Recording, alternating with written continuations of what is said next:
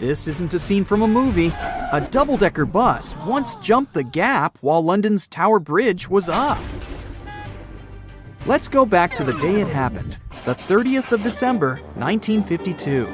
It was a normal day for the number 78 bus driver, Albert Gunter. He was driving the bus over Tower Bridge toward Shoreditch. Then he noticed that the bridge was opening, and his bus was escalating with the bascule. What do I mean by bascule? The two levered sections of the bridge are named this way. They rise up to an angle of 83 degrees, and each of them weighs over 1,100 tons. The bus was going at just 12 miles per hour when the bascule started to rise.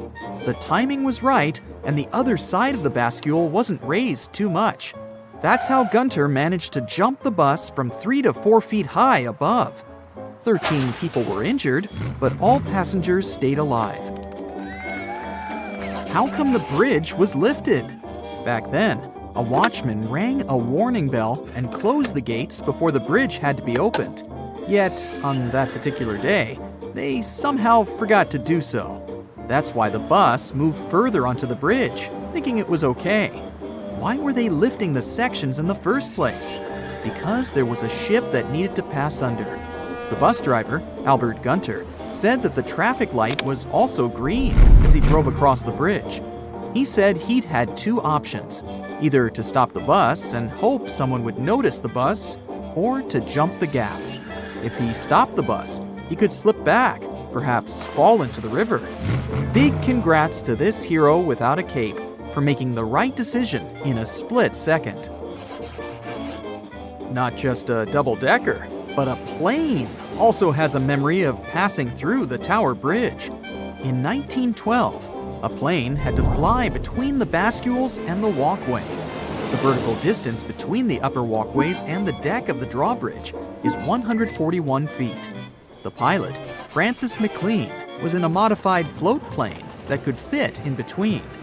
This is how he managed to fly successfully. He was the first person to fly under the walkways. For many of us, it's super risky and frightening. But for him, it was like a piece of cake. He told the press, "It isn't so risky as it appears, for the arches of the bridges are tremendous things when you get close to them." This fellow was a civil engineer, astronomer, pioneering photographer, and aviator. Yeah, sounds like he was the perfect combo for this kind of action. Why did he decide to do this? Thing was, he had an appointment in town. It all happened on a Saturday morning. McLean thought, why wouldn't he go there with his float plane? He took off at 6 a.m. He was at Westminster Pier on a Port of London launch at around 8:30 a.m. Want to hear a story from a prankster who lived in early 1800s London? Theodore Hook and his friend were hanging out as usual. Then they made a bet. Hook bet that he could turn any ordinary house into the most talked about address within a week. The power of a hoax is proven by him. They picked a random house in the city. An ordinary woman named Mrs. Tottingham was living there.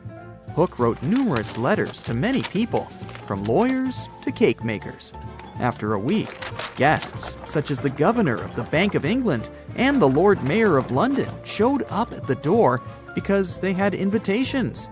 Not just people, but also the delivery Hook secretly ordered came along too. The heart of London soon turned to a standstill. Picture this. You woke at 5 a.m. after hearing the doorbell. You see a stranger at the doorstep.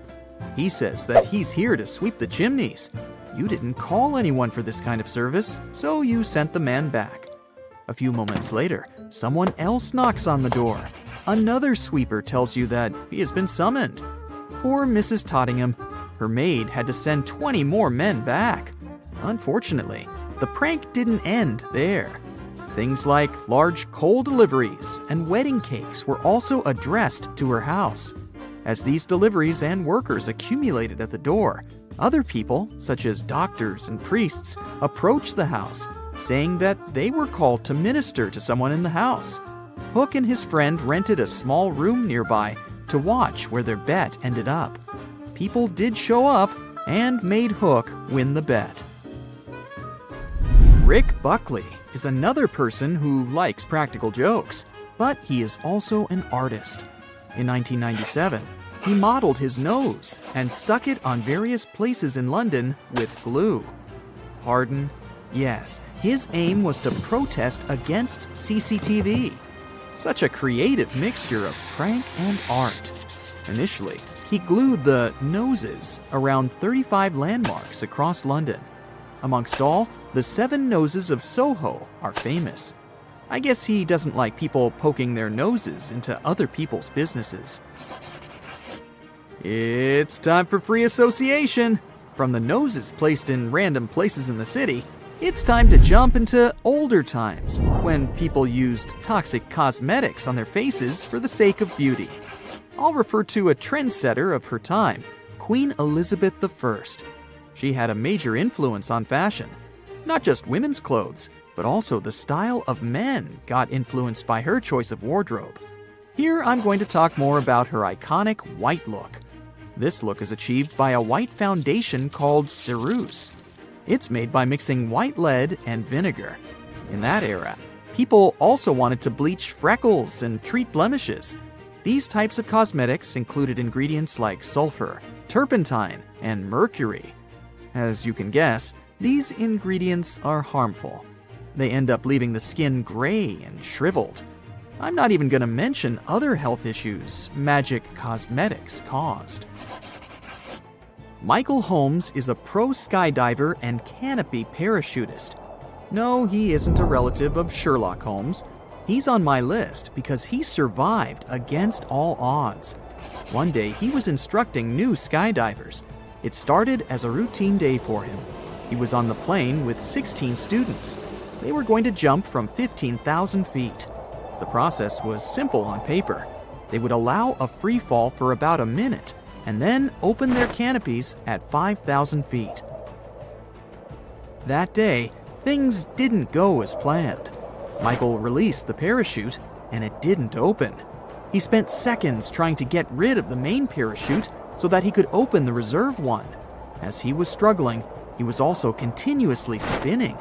He described the free fall as, "I was spinning so fast that I was nearly passing out from the G-force."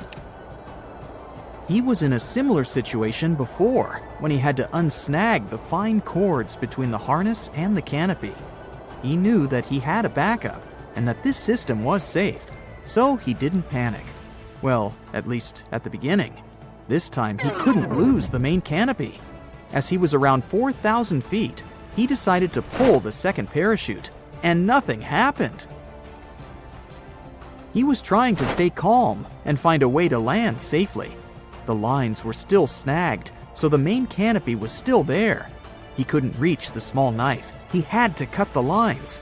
What was even worse than spinning was that time was ticking. He was running out of options while moving closer to the ground at a speed of around 80 miles per hour. He had a head camera recording the incident the whole time. After he tried all the options and nothing worked, he waved goodbye to the lens. Luckily, his story didn't end like this. Remember what I said at the beginning? This fellow miraculously survived. He landed on a blackberry bush around 2 miles above Lake Taupo in New Zealand. He didn't have a severe injury. That means a person can fall from the sky and survive if the conditions are right. What would you do if you were in that situation? The theory of parallel worlds has been discussed in the scientific community for a very long time. Unfortunately, we're not developed enough yet to prove or disprove it. But it's still an interesting theory, and that's why we have a lot of unusual urban legends about the guests from a parallel reality, according to many. Let's check out a few of them. A man from a non-existent country. This story took place in 1851 in a small German village, Frankfurt an der Oder. A lost man came out to the local villagers asking for help. The man introduced himself as Jopar Voren. He spoke very poor German and had a very strong accent. The man himself claimed that he speaks Laxar and Abram, languages that don't actually exist on our Earth. He claimed to be from Laxaria, a country on the mainland called Sacria, separated from Europe by a huge ocean. However, none of these places existed on the Earth's map. People sent Yopar to the local authorities. He talked to a psychiatrist, but the doctor concluded that the man was totally sane. An investigation by the local police also revealed nothing suspicious about him. Yopar Voren claimed that the purpose of his visit to Europe was to find his long-lost brother. He survived a shipwreck and found himself near the village.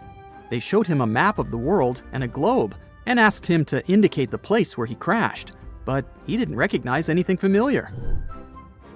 He seemed to have extensive knowledge about his homeworld. Yopar named 5 main continents on it: Sakria, Aflar, Ostar, Auslar, and Uplar. His story was considered plausible.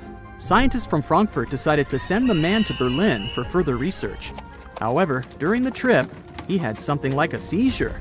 The man suddenly jumped out of the carriage and disappeared into the surrounding forest. Despite a long and thorough search, no traces of Yopar were found. He seemed to have disappeared as mysteriously as he had appeared. Inspector Leboeuf, who was assigned to escort him to Berlin, thought this man could be a being from another world, and that he had returned from where he had come from.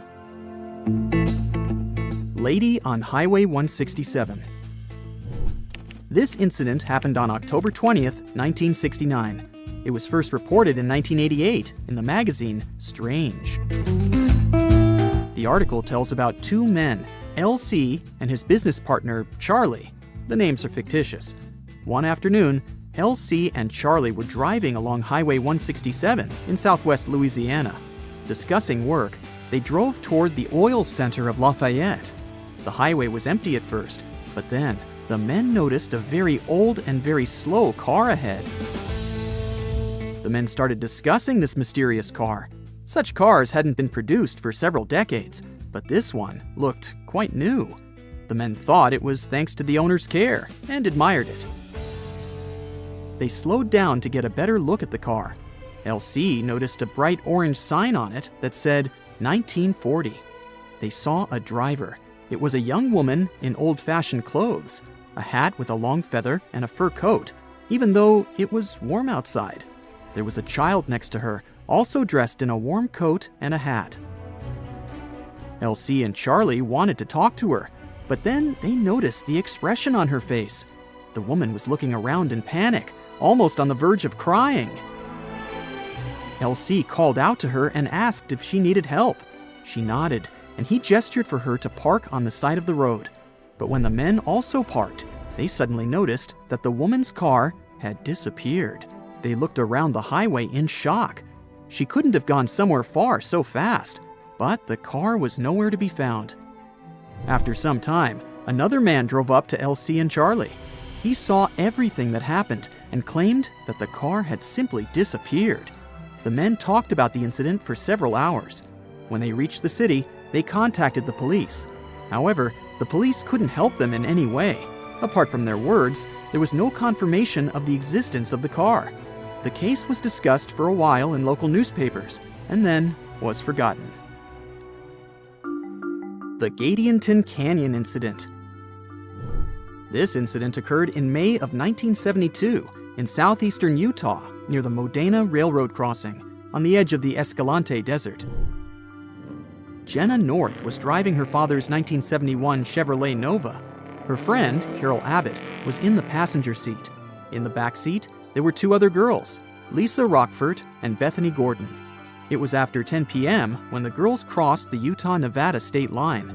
They wanted to get back to campus before their housekeeper, Mrs. Mortensen, locked the dorm doors. This stretch of Highway 56 in Utah is pretty deserted. There's nothing there but sand and a few plants. The girls were very happy when they finally noticed the Union Pacific Railroad crossing in Modena. But right behind the railing, Jenna noticed 2 highways. One went into the desert, and the other to Gadianton Canyon. The girls decided to take the road to the canyon. They thought it would be a shortcut to campus.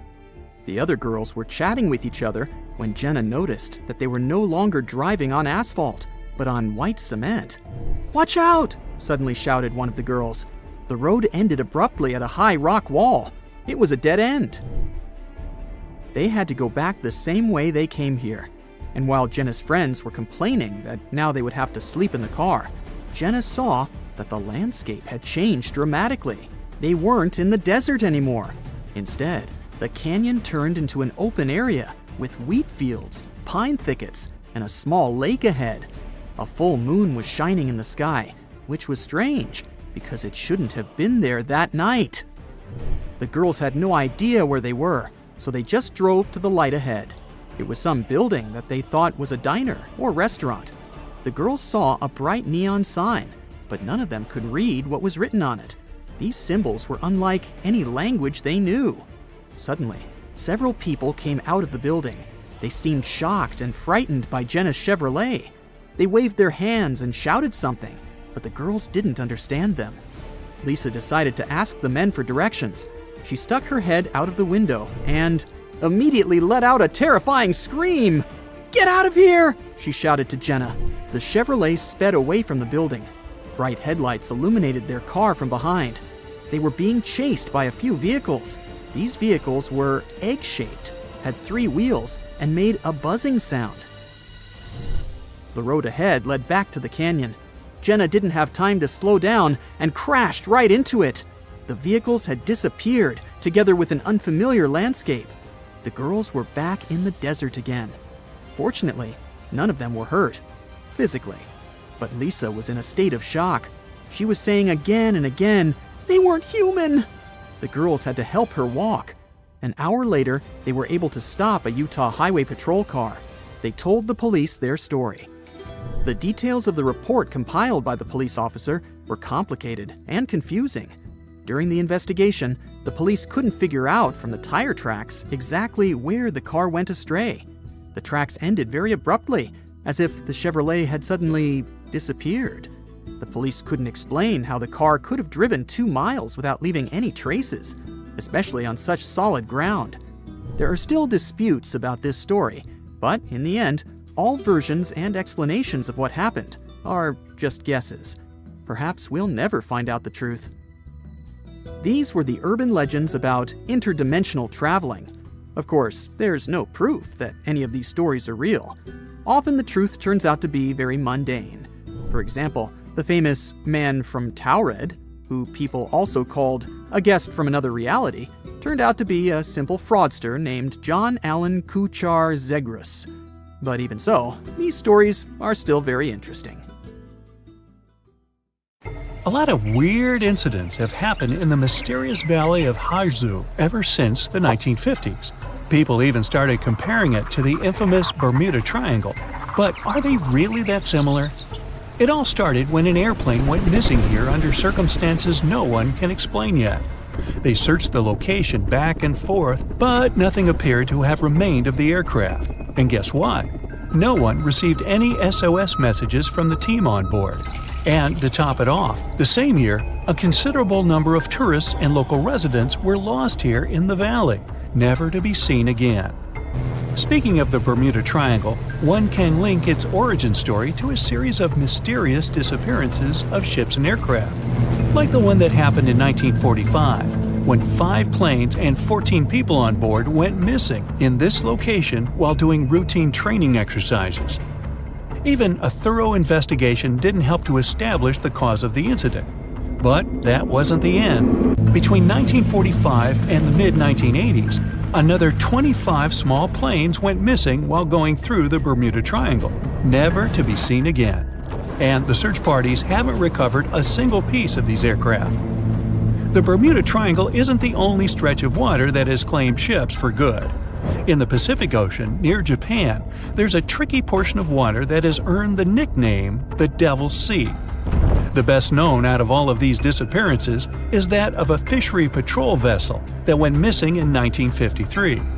On board were 31 crew members and scientists who were looking to investigate a recently formed volcanic island. What happened to the ship and all the people on board? We'll never know, I guess, since they never found the ship or the crew members, and there was literally no trace of them left behind. Back in 1911, a standard train was scheduled to depart from a railway station in Rome, hoping to reach the city of Milan. Needless to say, none of the 106 passengers ever made it to the destination, and no one has ever seen them again. What happened to these people and to their train? Were they really lost forever? Some people seem to believe this isn't the case. As it was completing its journey, the train was supposed to pass through a long tunnel. It did enter it, but never came out the other end of the tunnel. Nothing was left of the train, and it seemed like it literally just vanished into thin air. Only 2 of the passengers were found, but they were quite unwell at the time, and their stories did not seem to make much sense. They spoke of a dense fog that they simply jumped out of because they got so scared. 15 years later, a story spread about a group of 104 Italian people that popped up in Mexico City, claiming they had arrived by train from Rome. If that's not weird enough, the story appears to have been reported back in 1845, 66 years before the train even departed in the first place. Of course, nobody at the time actually took these people seriously, but you can't help but wonder, did they actually time travel via the Roman tunnel, or is it just another urban myth? What do you think? The Lost Colony is the story of a strange phenomenon that happened back in the late 1500s. A group of people from England had moved into a colony on Roanoke Island off the coast of present-day North Carolina. But they soon realized they didn't have enough supplies. To fix this, the colony's governor decided to head back to England to get some. He didn't manage to come back for another 3 years. When he finally did, he was astonished at what was left behind. Nothing. The entire population of the colony was gone. The only reminder of what had been there was a single word carved into a tree. To this day, nobody knows what might have happened to these people or what the carved word means. A lighthouse without an operator? You might think that can't possibly be true, but hear me out. Located in the northwestern part of Scotland are the Flannan Isles. There's nothing fancy about them since they're nothing more than a bunch of rocks and grass. But there is a famous lighthouse here hiding a dark secret. In 1900, all 3 of the lighthouse's keepers mysteriously disappeared, never to be seen again. Ever since, the islands have been completely abandoned. The lighthouse became one of those with an automated system in the 1970s. No list of places where things go missing could be complete without this mysterious forest located in Transylvania, a region in Romania. And no, it has nothing to do with the famous Count Dracula, if that's what you're thinking. It's called the Hoya Forest, and it's a place that has seen quite its share of unusual phenomena. Not only do people go missing here, but others have experienced all sorts of weird noises, from female voices to whispers. Some people claim to have time traveled between the spooky trees of the Hoya Forest. They say they had literally skipped a few hours before they went back. The Yellowhead Highway is a stretch of road located in British Columbia, Canada. One section of the road has received a lot of attention throughout the years, starting with the 1960s because of some mysterious disappearances. These events have earned it the nickname Highway of Tears. There is no reasonable explanation as to why people keep going missing here. What is more striking is that most of these people were young women.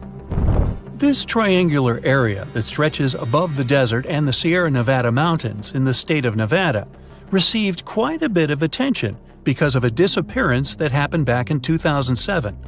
A record-setting sailor, aviator, and adventurer named Steve Fawcett flew here in a small plane and then disappeared. They searched for Fawcett intensively for months, but didn't find any traces of him or the aircraft. 1 year later, the mystery of Fawcett's fate was finally solved when a hiker came across his ID cards, and later a search party found the plane's wreckage. It's one of the most visited natural resorts in the world, but Yosemite National Park carries some dark secrets of its own. Despite its beauty and abundance of wildlife, a total of 45 people went missing right here in this location. No one knows what happened to them. Hey, maybe we should ask the local bears. They might know something. There are even stories of people that disappeared from one region of the park only to pop up in a completely different location. This hasn't stopped over 3 million people that visit the park each year from wandering around this location, though. Whenever a ship happens to sink, you'd expect to at least find pieces of it on the bottom of the sea, right? Well, not if you're traveling through Lake Superior. It's located along the border of the United States and Canada, and became famous because of the great number of ships that went missing here. It may have something to do with the stormy winds, of course, but that doesn't explain why some ships simply vanish altogether, without a single piece of them ever to be found, not even at the bottom of the lake. It does gather a lot of tourists each year, though. They come here to scuba dive and see the remains of some of the ships that still lie here. The bottom of this lake even contains what's left of the notorious SS Edmund Fitzgerald.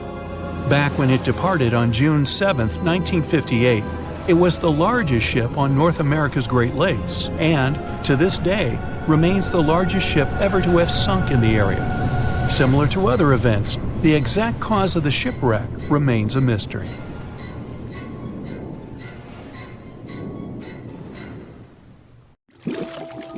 The voyage started just like any other. The cargo ship SS Cotopaxi is making another journey to Havana, Cuba, to deliver coal.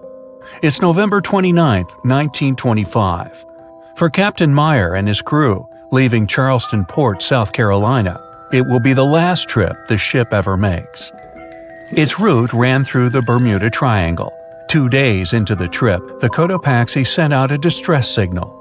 It had got caught up in a strong tropical storm and turned over on its side.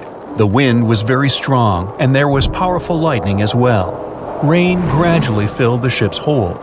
Then there was a bright white flash, and the ship disappeared without a trace. Later, its wreckage was found in the Gobi Desert, which is in a completely different part of the world. All 32 crew members, including the captain, were missing. Of course, the part about the Gobi Desert is fictional. For one of his movies, Steven Spielberg came up with the idea that the ship was moved there by aliens.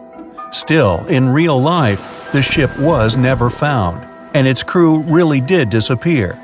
It was officially declared missing a month afterward, and nobody could find the wreck. It seems like a classic case of mysterious things going on in the Bermuda Triangle. But most mysteries are solved sooner or later. In 2020, the Cotopaxi was found. A man named Michael Barnett had moved to Florida to study shipwrecks off the coast. One wreck in particular really caught his attention. It was much larger than the others, and the locals called it the Bear Wreck. It was about 40 miles from St. Augustine in northern Florida, but no one had ever managed to identify the rusty hull. So Michael started to do some detective work.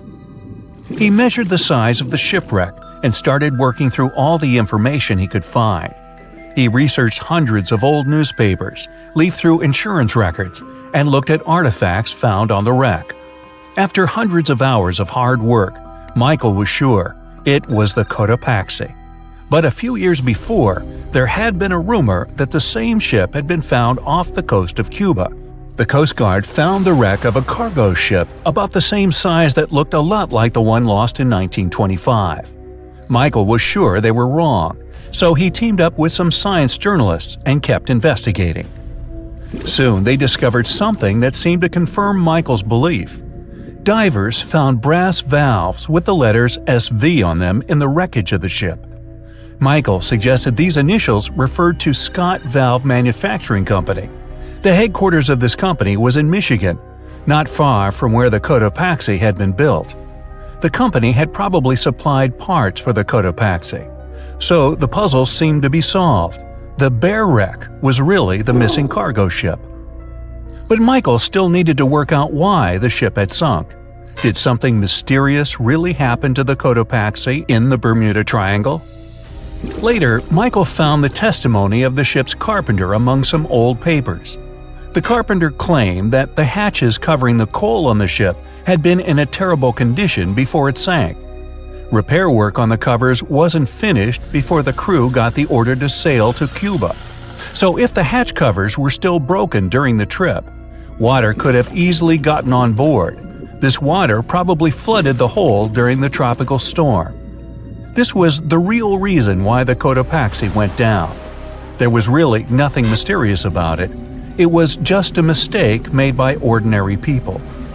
But this is just one example out of dozens, or even hundreds, where ships and planes have gone missing in the Bermuda Triangle. We still can't explain some of these incidents. It seems like there really is something weird going on there. One of these strange events happened in 1948. A passenger jet was headed for Miami from San Juan, Puerto Rico. It disappeared in the same area as the Cotopaxi. The 32 people on board vanished without a trace. The weather was clear throughout the flight, but experts think that when the plane was about 50 miles from the coast, it could have been hit by a strong wind that knocked it off course. Years later, a similar plane was found in the area of the Bermuda Triangle, but because no one could work out the registration, it was impossible to say for sure if it was the same one. Something even stranger occurred not long before, in 1945. 5 planes went missing all at the same time. Some trainee pilots were practicing their navigation skills, but when they'd finished, it seems they couldn't find their way back home and disappeared. Many people assumed they just ran out of fuel. This seems likely, but still, the circumstances were really strange. The trainees were being supervised by an experienced pilot who had 2,500 hours of flight time. He would never have let a group of newbie pilots get that far away from their base. Even now, people still debate what could have happened. Some insist the pilots ran into something supernatural out there in the Bermuda Triangle. But who knows? And here's another freaky thing that happened there which no expert has been able to explain: time travel. In 1970, Bruce Gernon was flying a plane from Andros Island to the Florida coast. When he was at 11,500 feet, a giant cloud appeared in front of him. It kept getting bigger and bigger, and he had no choice but to fly through it. As soon as he did, the plane was surrounded by darkness. It was as if the day had turned to night in a split second. Suddenly, Bruce began to see white flashes of light around him. They were so bright that they lit up the entire sky. But they weren't lightning bolts, although he couldn't really explain what they were. The plane continued through the strange cloud for almost a half an hour. Bruce noticed that the cloud changed shape during this time. The space around the plane turned into a tunnel. Then the tunnel started narrowing. Bruce became really tense as he tried to cope with the plane's controls. All his instruments and navigation equipment were going crazy, and the electronics stopped working. Then, a white light appeared at the end of the tunnel. Just like in the movies, the plane escaped the closing cloud tunnel at the very last second. Everything was fine, but now Bruce found himself in some white fog. He had no idea where he was. Then he managed to contact ground control. He was shocked when he learned that his plane was already in the airspace above Miami. It seemed that something impossible had happened. Bruce was meant to cover a distance of about 250 miles during the flight. This usually took 1.5 hours, but he had managed it in just 47 minutes, almost 2 times faster than normal. When Bruce landed, he went to check the amount of fuel left in the tank. It turned out he'd used up a lot less than the normal amount of fuel as well. Could there be a logical explanation for the time-traveling plane? Well, records show that a large number of sunspots were detected on the surface of the sun that day, and there was a strong solar wind. This could easily have made the electronics and devices on the plane go crazy. But what about the mysterious cloud?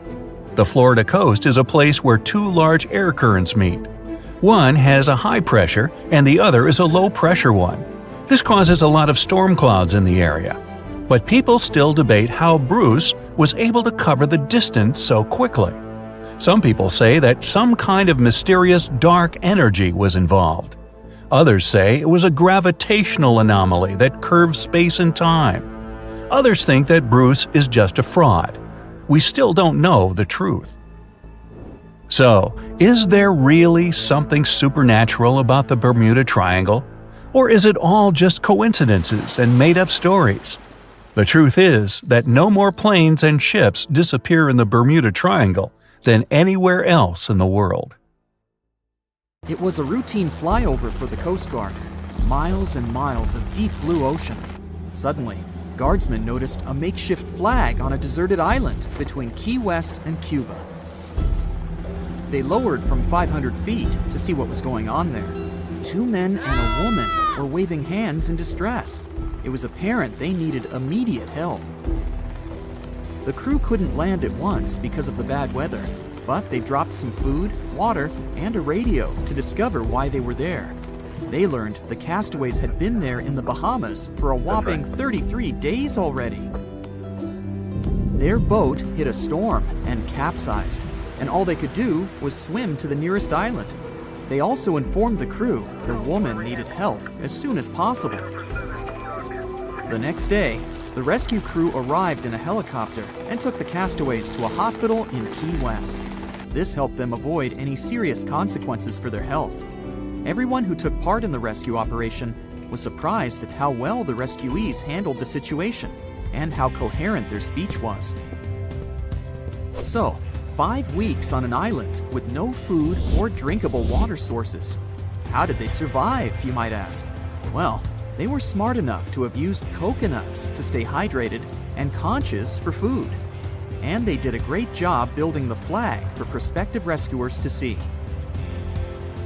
That's one of the secrets of surviving if you ever find yourself in a similar situation. Burn damp or wet wood to produce some smoke. Arrange flares in a triangle. Pile large rocks spelling out SOS or help. These are all internationally recognized distress signals. If you're changing your location for some reason, leave an arrow made out of rocks, showing which direction you went. To ensure the rescuers can not only see you, but hear you, make a whistle out of an acorn. Hold an acorn cap with both hands between your thumb and index finger. Make a triangle with your thumbs near the top of the acorn. Hold it close to your mouth and let some air through that triangle in the cap. You've got to practice a bit to make a loud sound. Ouch! That was too loud. If you get lost, remember the rule of 3 to stay calm and do the right things in the correct order. You can survive 3 minutes without air, 3 hours in extreme temperature, 3 days without water, and 3 weeks without food. So, start with building a shelter, then get water, and only then take care of the food. If you're in better luck than the Bahamas castaways and have some matches with you, make them waterproof. Cover them with a thin layer of transparent nail polish and let them dry well. To always have something to light them with, glue a piece of sandpaper to a plastic box lid and put matches inside. Packing for a hike? Cotton clothing won't keep you safe and warm out in the wild. It takes forever to dry from sweat or rain, and wet clothes lose heat 25 times faster than dry clothes. If you don't want to freeze, go for polyester, nylon, or wool. Pack some microfiber towels with you that dry in 1 hour. What is that buzzing? Before you run away in horror, remember that the presence of bees is a good sign. They usually don't go further than 4 to 5 miles away from a water source. But it looks pretty dirty, huh? You can use your t-shirt or a bandana as a water filter. Put one end of it in a container filled with muddy water, standing above an empty container for clean water. The other end goes in there, and the water pours in, cleaning itself on the way. Make sure to boil the filtered water before you drink it. Ran out of water? The trees have got you covered. They always lose some water to the atmosphere, and it's all yours to trap. Find a thick green tree with a lot of branches. Around sunrise, tie a plastic bag over the branch with the most leaves to cover them completely. Add a small rock to the bag to weigh it down a bit. During the day, the water from the leaves will condense right into your bag. The final product will be so pure, you won't even need to filter it. If you see a halo around the sun, it's a clear sign low pressure is approaching. And it will surely bring some rain or snow in the next 24 to 36 hours. If the halo is broken, you can even predict where the storm is coming from, right from the damaged side. Sounds like a storm is coming. You can make yourself a waterproof trash bag mini shelter to come out of it dry and warm. Just make a hole for your face and put it on. Use 2 bags to keep your feet dry too.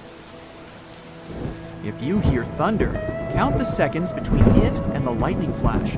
If it's less than 30 seconds, you have to hide somewhere because the storm is too close. If you can't do that, stay away from tall lone trees. If you're in a group, spread out to minimize the risks of everyone getting shocked. You can also build an A-frame shelter out of a trash bag. Find some sticks for the central rib. Split the bag into a blanket and cover the rib with it. Use 4 rocks to keep the corners down. Trash bag or no trash bag, never build your shelter on damp ground or on the top of hills.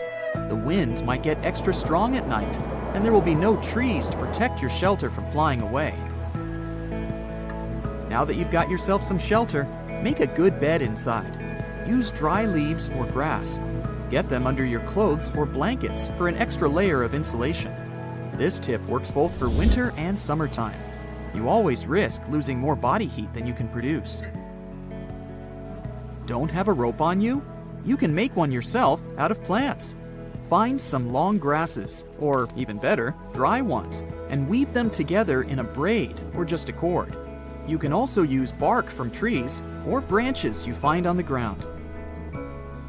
Before you venture into the wild, especially the wild with plenty of bushes and thickets, make sure your shoelaces won't get caught on the branches.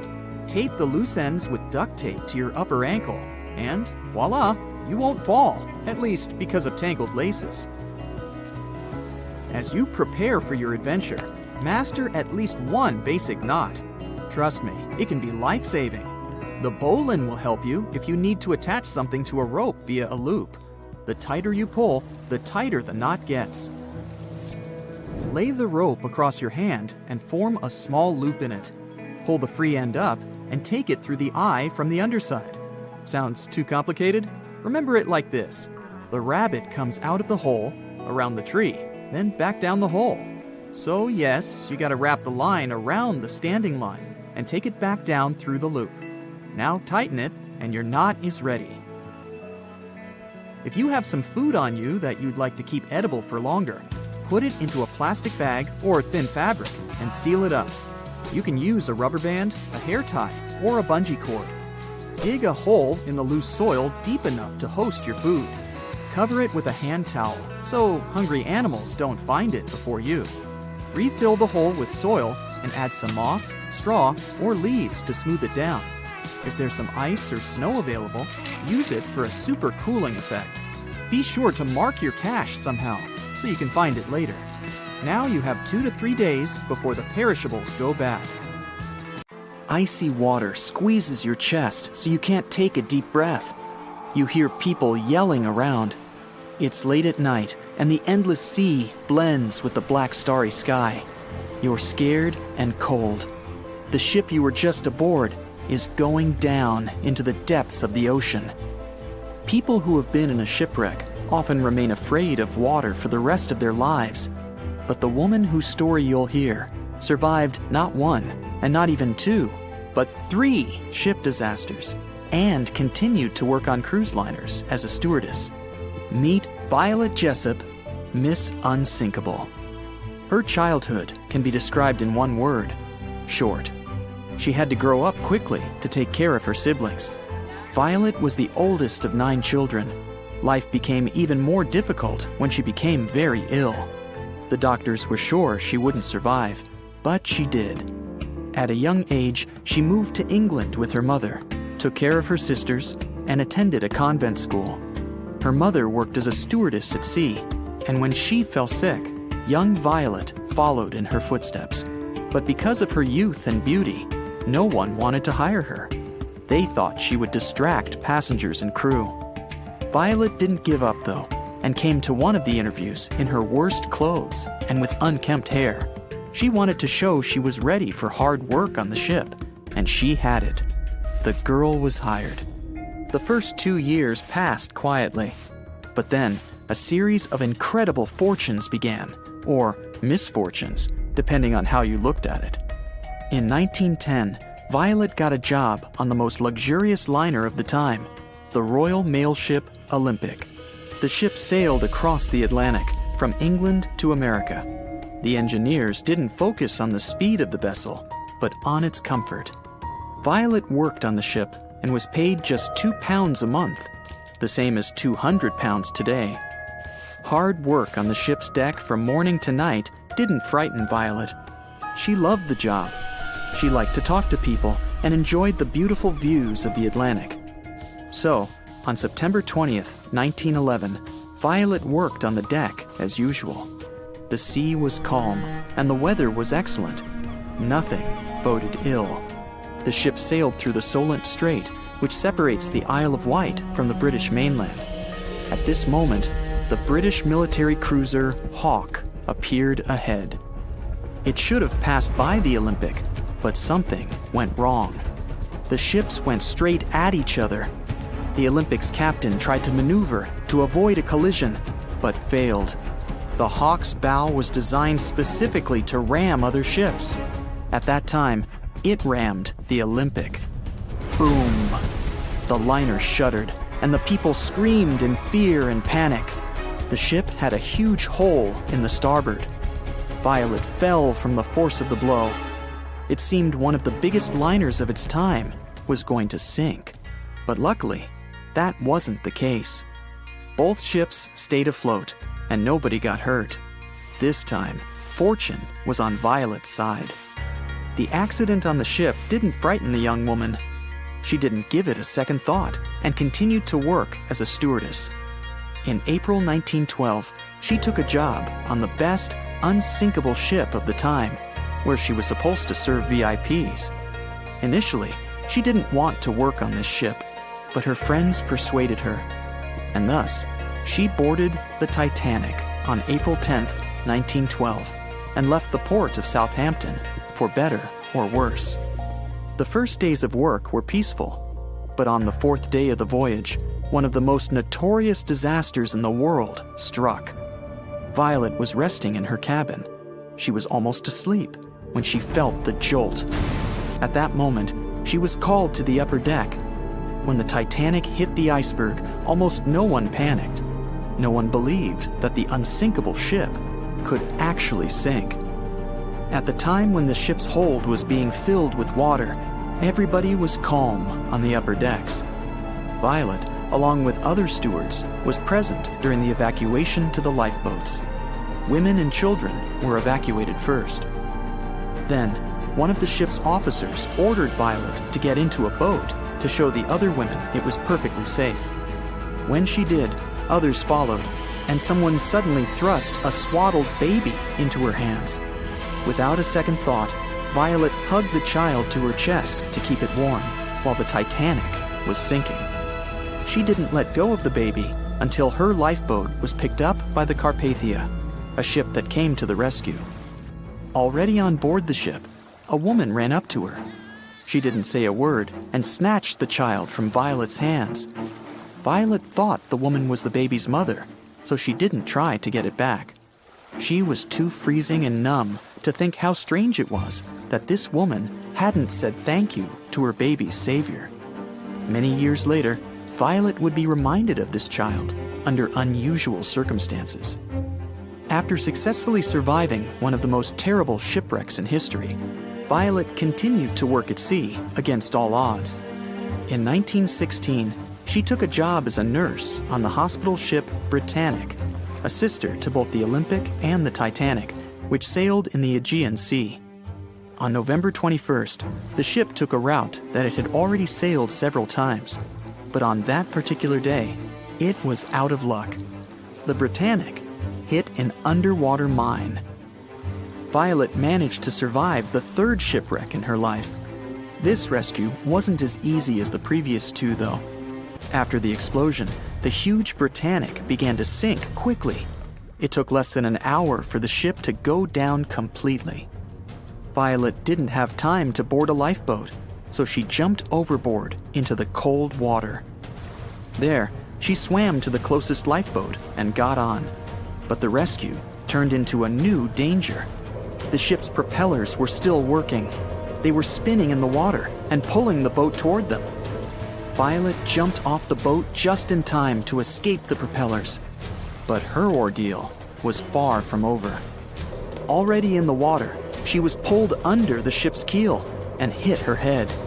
The only thing that saved her from losing consciousness, and probably her life, was her thick hair. In the end, Violet got away from the engine and was picked up by another boat. For the next few years, Violet was plagued by headaches. When she finally went to the doctor, he told her she was incredibly lucky. As a result of the incident on the Britannic, she had a fracture in her skull. 3 disasters that Violet managed to survive didn't stop her. She continued to work on cruise liners until 1950. She cruised the world twice on the luxury liner Belgianland. Fortunately, the string of mishaps ended, and Violet was never shipwrecked again. In 1950, she moved to Great Ashfield in Suffolk County. She'd worked at sea for almost 42 years. Content with her career, she settled in a large cottage built in the 16th century. But a year into her retirement, she received a strange phone call. It was late at night. Violet was asleep when the phone rang. She picked up the phone. There was a woman's voice on the other end. The lady didn't introduce herself and asked right away, "Excuse me, was it you who saved a baby on the Titanic?" Violet answered, "Yes." "It was me," the strange woman said. She laughed and hung up. Violet told her friend about this strange call. He assumed that some kids were playing a joke on her. But Violet had never told anyone about the baby before that call. According to the old records, the only child who was on the boat with Violet was a boy. But those same records also said the boy had been saved by another passenger. It's still unknown who the baby that Violet rescued was. And so, for surviving 3 different wrecks on 3 different ships, she was aptly dubbed Miss Unsinkable. Now, you know your odds of getting struck by lightning are 530,000 to 1. You already knew that, right? The chances that you will win the lottery at least once in your life are 500,000 to 1. The possibility of winning the lottery twice is almost 0. Now, this incredible story may seem like fiction since its events seem so unreal. It's unlikely that any director would want to make a film about this because the audience wouldn't believe it. You can easily find evidence on the internet if you don't believe it either. So, here we are in Australia in 1998. Meet Bill Morgan. He lives on the outskirts of the country in a trailer park. Bill works as a truck driver, so he gets behind the wheel of his car and goes off to work. During the ride, he feels unwell. Bill stops the car and loses consciousness. Somebody notices him and calls an ambulance. They take him to the hospital. Doctors immediately determine that Bill has had a heart attack. They give him the necessary treatment with medications, but Bill's condition worsens because of an allergic reaction. His heart stops. From a medical point of view, if it doesn't beat for 7 minutes, it means that a human has passed away.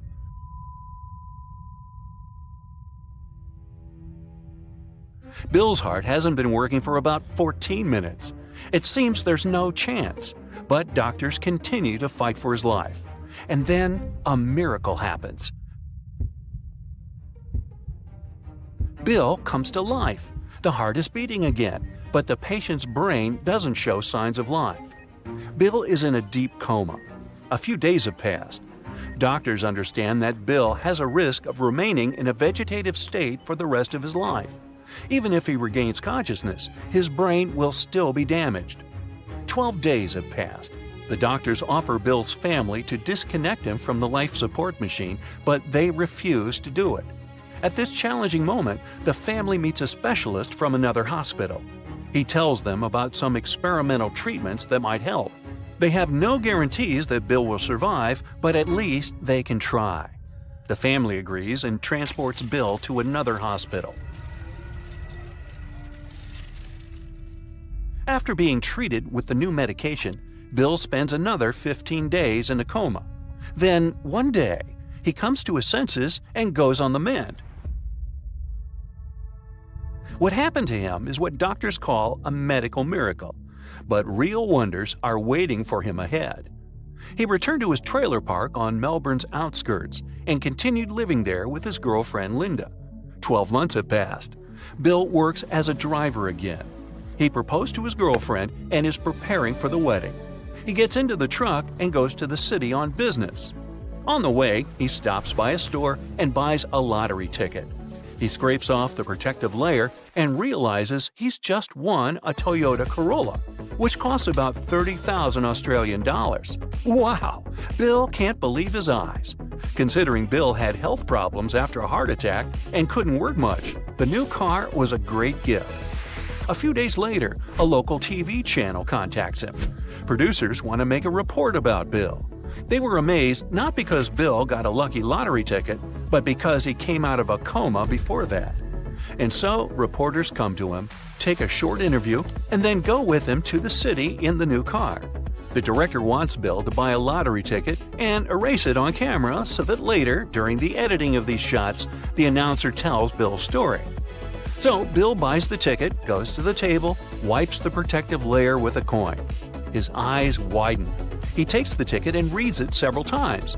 "I just won $250,000, he says, and doesn't believe it. The cameraman thinks Bill is joking, but he looks pretty serious. "This is not a joke," he says. He shows the ticket. Yes, it's true.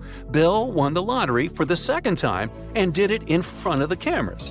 You can easily find the video on the internet and see his reaction to the event.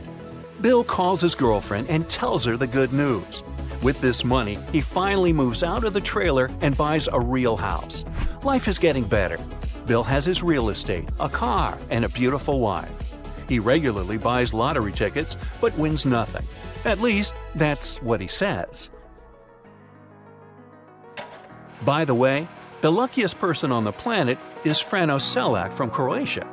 One day he was traveling by train. Something went wrong and the train derailed. Several of the cars fell into the river. Frano miraculously survived. He was able to swim to shore and call for help. A year after these events, Frano was flying on a plane. Right in the sky, an emergency exit door ripped off the plane. Frano flew out with other passengers and was the only survivor. People found him lying in a haystack. They took him to the hospital. Frano has no serious injuries and left the hospital. A few years later, in 1966, the man had an accident on a bus trip. The vehicle left the road and fell into the river. Frano remained alive and unharmed. His adventures didn't end there.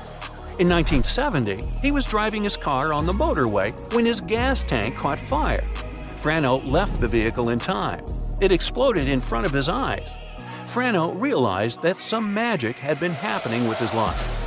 He lived quietly for the next 3 years. All this time, he felt that something else bad was about to happen soon, and he was right. In 1973, a fuel pump spilled gasoline on his car and body at a gas station and caught fire. Frano survived again and got almost no damage. But there were 2 more severe disasters ahead of him. The first happened in 1995. This time, he wasn't driving the car or sitting inside the plane. He was just walking. He crossed the road and saw a bus moving towards him. It was too late, and the bus hit him. Fortunately, Frano survived. He wasn't surprised anymore and just wanted these accidents to stop. The last thing happened while driving his car on a mountain road. Suddenly, a big truck appeared in the opposite lane. It was moving towards him at great speed. Frano managed to jump out of the vehicle and stay alive. His car exploded, and he got minor scratches and bruises. It's hard to believe in such luck, or maybe it was bad luck, considering that Frano had been in disasters so often. In any case, many people decided to verify the authenticity of these stories. It turned out that nobody could confirm plane and train crashes. There were no reports of these incidents. Perhaps Frano invented all this or added some fantastic details to make his story more unbelievable. We'll never know the truth, but one thing about this man you can know for sure. After all these trials, Frano got really lucky. He won almost $500,000 in the lottery. He bought a luxury house, but then sold it. After all the disasters that he has experienced, he realized that money wasn't the main thing. He married 5 times in his life. And so, after selling the house, he returned to a modest home to spend the rest of his life with his beloved 5th wife. All the remaining money, Frano spent on a complicated hip operation and charity. Wow, imagine if Frano had been an Uber driver. Would you get in the car with him? There are lots of famous mysteries that you can explain now if you carefully study the details. The tragedy of the Titanic, for example. Anyone can recreate a picture of that night and build a map of those terrible events with all the information available online now. You can also explain what's going on in the Bermuda Triangle. Spoiler alert, nothing mysterious about it. Missing trains, time-traveling planes, strange black holes in the desert, spooky sounds, visual anomalies. You may not find the answers to all these riddles right away, but if you apply some critical thinking and a whole lot of dedication, you can eventually gain a better, more practical understanding of what exactly is going on. So, I'm now going to tell you about the disappearance of Martha Wright. But this story is not like all the others I just mentioned. This mysterious and creepy puzzle is almost impossible to solve. There are no leads, no clues, no theories that make any sense of it. This is one of those cases that can really make you feel clueless, pun intended. But regardless, I'll still try my best to explain it to you. So, let's look at this story from the very beginning and try not to miss even the tiniest details. The year is 1975. Jackson Wright and his wife Martha Wright are going by car from New Jersey to New York. It's a little hot inside the cabin, so Jackson turns on his AC. The road they're on leads them into the Lincoln Tunnel. They're driving in there, slowing down a bit. After a few minutes, Jackson starts to wipe the windshield, holding his hand on the wheel. Some condensation has accumulated on the glass because of the unstable conditioner. The rear window is also slightly fogged up, so Jackson slows down and then stops the car. There are no other vehicles in the tunnel. Jackson takes 2 rags out of the glove compartment.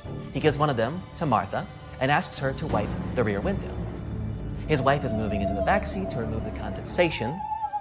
She doesn't leave the car. Jackson wipes the front window for a few seconds, turns to Martha, and can't find her. She's vanished. All the doors are closed. There is only one car in the tunnel, Jackson's. At first, he thinks it's some kind of a joke. He looks carefully at the back seats and out the windows.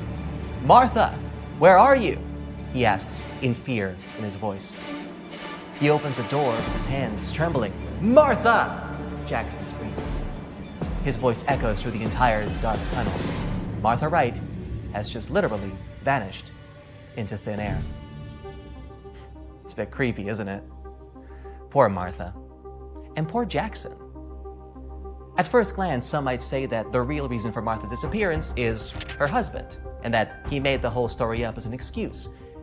We don't know what kind of relationship they were in. Maybe they had a fight or planned a divorce. Yes, it would be easy to blame the husband, but you don't have enough evidence to support that conclusion. Immediately after the disappearance, Jackson contacted the police. An investigation began. Detectives interviewed people passing by the tunnel that day. They carefully studied all the streets, alleys, and even the nearest basements. Of course, they didn't ignore the possibility that Jackson was guilty, but they couldn't find any evidence to that effect either. It almost seemed like Martha didn't exist at all. Jackson loved his wife. He couldn't get over the fact that no one could explain her disappearance.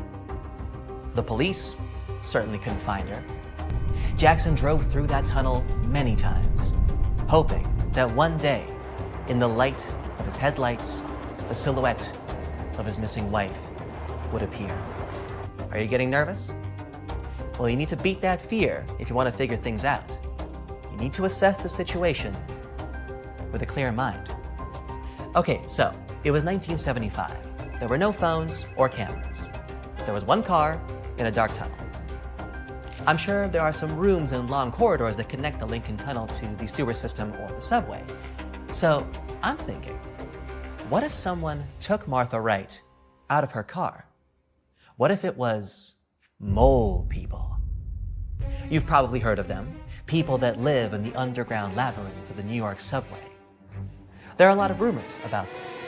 The story goes that for some reason, they refused to live like ordinary citizens of the city and descended into its dungeons. They have no contact with sunlight at all. They can see in the dark. Their diet consists of rats and trash. They can quickly crawl on all fours and even climb walls. Their sense of smell is developed, and they can sense an uninvited guest from afar. Sometimes they get out of their tunnels at night to gather provisions or food. What if, on that terrible day in 1975, the mole people crept up to the car unnoticed, quietly opened the door, grabbed Martha, and dragged her into the kingdom of darkness? Jackson might not have noticed it. Sounds compelling, right? Well, fortunately, all these stories about mole people are fictional. There are people who live in the underground tunnel systems of major cities, but they don't look like moles and they eat normal food. In other words, they're just people trying to survive. There are many articles on the internet describing their real life. They come down to live in the tunnels for various reasons. The most common story is that for one reason or another, they couldn't make it in the city. For example, one guy lost his job and had a fight with his wife and got injured, so everyone abandoned him, and his only option was to migrate down below. There was one story of one woman who tried to hide from some bad people on those underground labyrinths. Hundreds and even thousands of people live in environments like these, each for their own reasons. And believe me, their way of life is not as terrible as it may seem. Many people in these tunnels have electrical appliances, internet access, water, and heating. Inside many of these communities, it is forbidden to steal, harm anybody, or behave rudely or obscenely. People here try to help each other. During the day, they can earn money by washing cars, or handing out bottles, or at the laundry. At night, they return back to the tunnels. Lots of these people just couldn't integrate into society. Some people are happier there because they don't have to pay taxes and rent. They don't have to follow the rules and pretend to be someone they aren't. Many of them are polite, smart, and well-educated. Often they are friends with many street artists and filmmakers. It's a unique lifestyle, all on its own, with its own communities. Occasionally, some of them would manage to get out of those tunnels, but then return, feeling that they really belonged to the tunnel system and couldn't quite integrate with the world up above. It was in 1904, when the first line of the New York subway opened, that stories about these mole people began to spread. Since then, these stories have been overrun with legends and myths. The city's residents thought that the tunnel's inhabitants had created secret societies with their own system of rules and laws, infrastructure, and the division between poor and rich. Few people ventured down there to check. But in the late 90s, more and more journalists began to conduct investigations about these mole people. Eventually, the myth was debunked. But who knows? Maybe in the 1970s, there were many dangerous people among the tunnel inhabitants. Honestly, I can't believe that they managed to pull Martha out of the car and into the tunnels without Jackson noticing. For one thing, she would have screamed or tried to kick loose. Plus, all the car doors were closed. So, as far as theories go, this ain't it. Okay, then let's keep looking. We have the car, the AC, the tunnel, the sunny weather. All right, let's look at the tunnel again. It seems to me that something is wrong with it. Something in the story doesn't quite add up. If we look at the maps and traffic data, we will see that many drivers use the Lincoln Tunnel daily. I'm sure it was just as popular in the 1970s. So how is it possible that Jackson and his wife were the only visitors to this tunnel in the middle of the day. They were driving in it for a few minutes, then stopped to wipe the windows. And not a single car passed by during that time. The tunnel wasn't closed or under repair. Jackson wouldn't have been able to get there if that weren't true. People walk through this tunnel in any weather. They hide here from the rain and heat and use the tunnels like a little shortcut. You can meet anyone there, at night, early in the morning, and in the afternoon. Why didn't Jackson see anyone? All right, we're getting nowhere with this. Let's look at the story from a different angle. Where were Jackson and Martha coming from? Where exactly were they going? To visit friends? Maybe their relatives? And who exactly were they? That's something we ought to know, right? And luckily for us, that's exactly where the most interesting part of the story actually is. As it turns out, there is no information about this married couple on the internet. You can check phone directories, databases, marriage registrations, and other sources, but you won't find Martha or Jackson Wright. You won't find their friends or relatives. That's strange, but what about the police? The case of the disappearance of Martha Wright is quite famous after all. Some big newspapers wrote about it. Perhaps someone's even covered it on TV. But if you search for it, you will soon find that the information about Martha Wright is basically the same on all websites. It's a small column without any additional information. If you search on Google Books, you'll find one result: a book describing mystical tales with no evidence. Reading it, it really just feels like someone just took all of the world's most famous urban legends and put them together on one page. Well, there you go. Looks like we found our answer. Martha Wright didn't disappear because she never really existed. But don't give the credit to me. I'm not the genius who solved this. To find the answer, I visited the greatest detective community in the world, Reddit users. They solved the mystery of Martha's disappearance long ago and shared it with everyone. Okay, here's a rhetorical question. Why did reputable newspapers publish an article about Martha Wright? And this wouldn't be the only time either.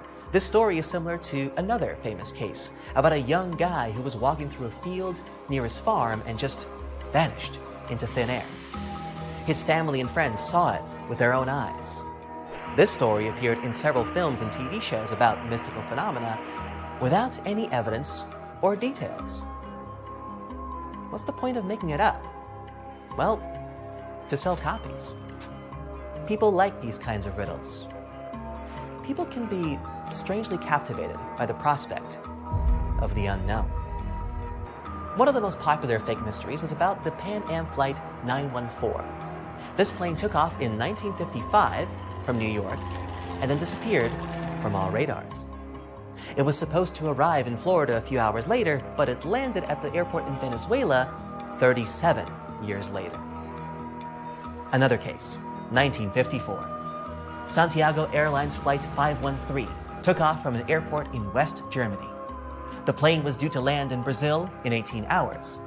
There were 88 passengers and 4 crew members on board. The plane disappeared from the sky and from the radar. Air traffic controllers tried contacting the pilots but didn't receive any response. 18 hours later, they called the airport in Brazil. Those dispatchers couldn't confirm the plane's landing. They couldn't contact it either. The plane did eventually land on October 12th, 1989. It was in perfect condition, but none of the passengers had survived. These stories seem unrelated to each other, but they do have 2 things in common. First, you won't find a list of passengers or employees. You'll also find that those dispatchers from the 50s and 80s didn't exist either.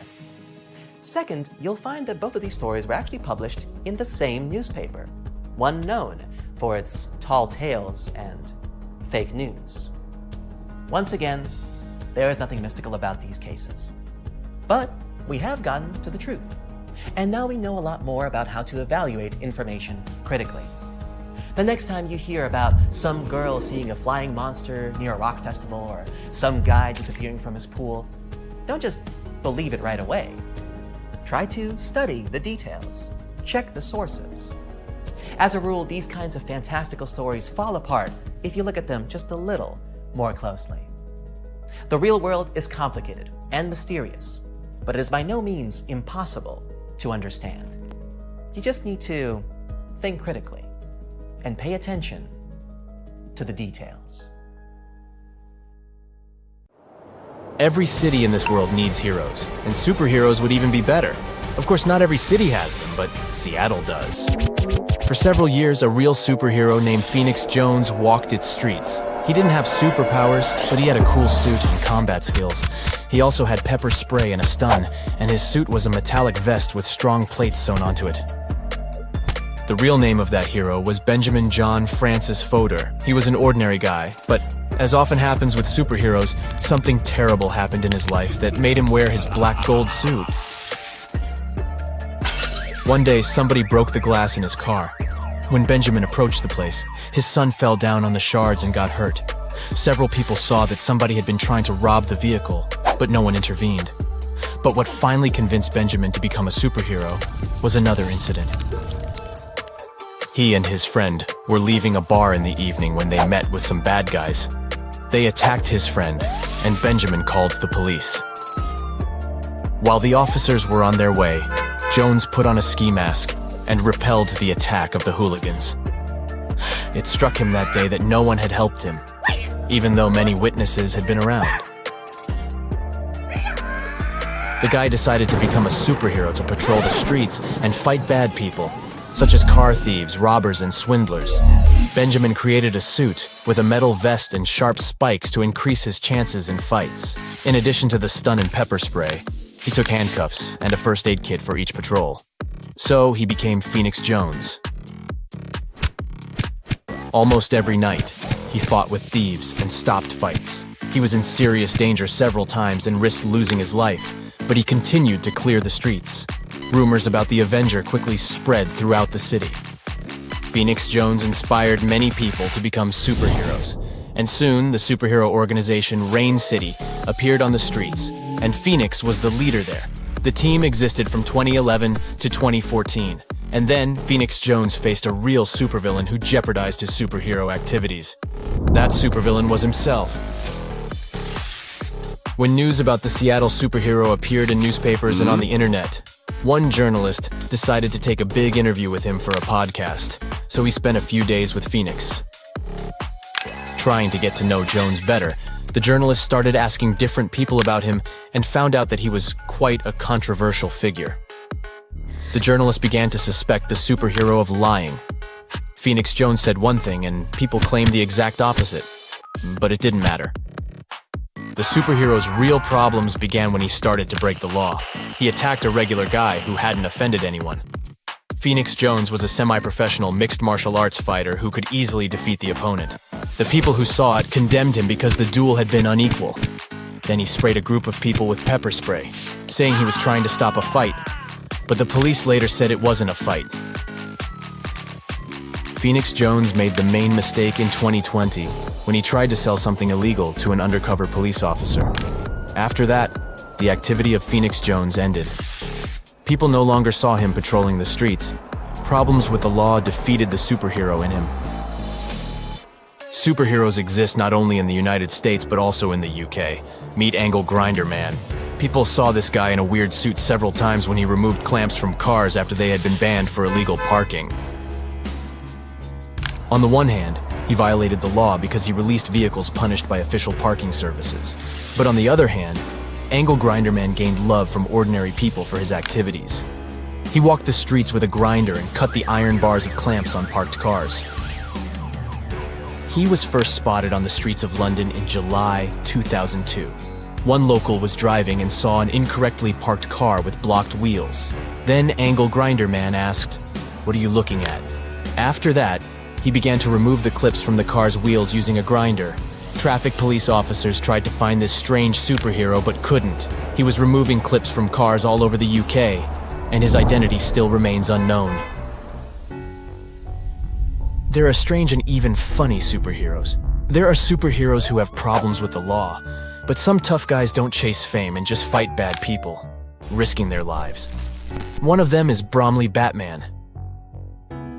He was the guardian of South London for about 2 years, saving people from robbers and hooligans. He was a big, trained, bearded man around 30 years old, whose identity remains unknown.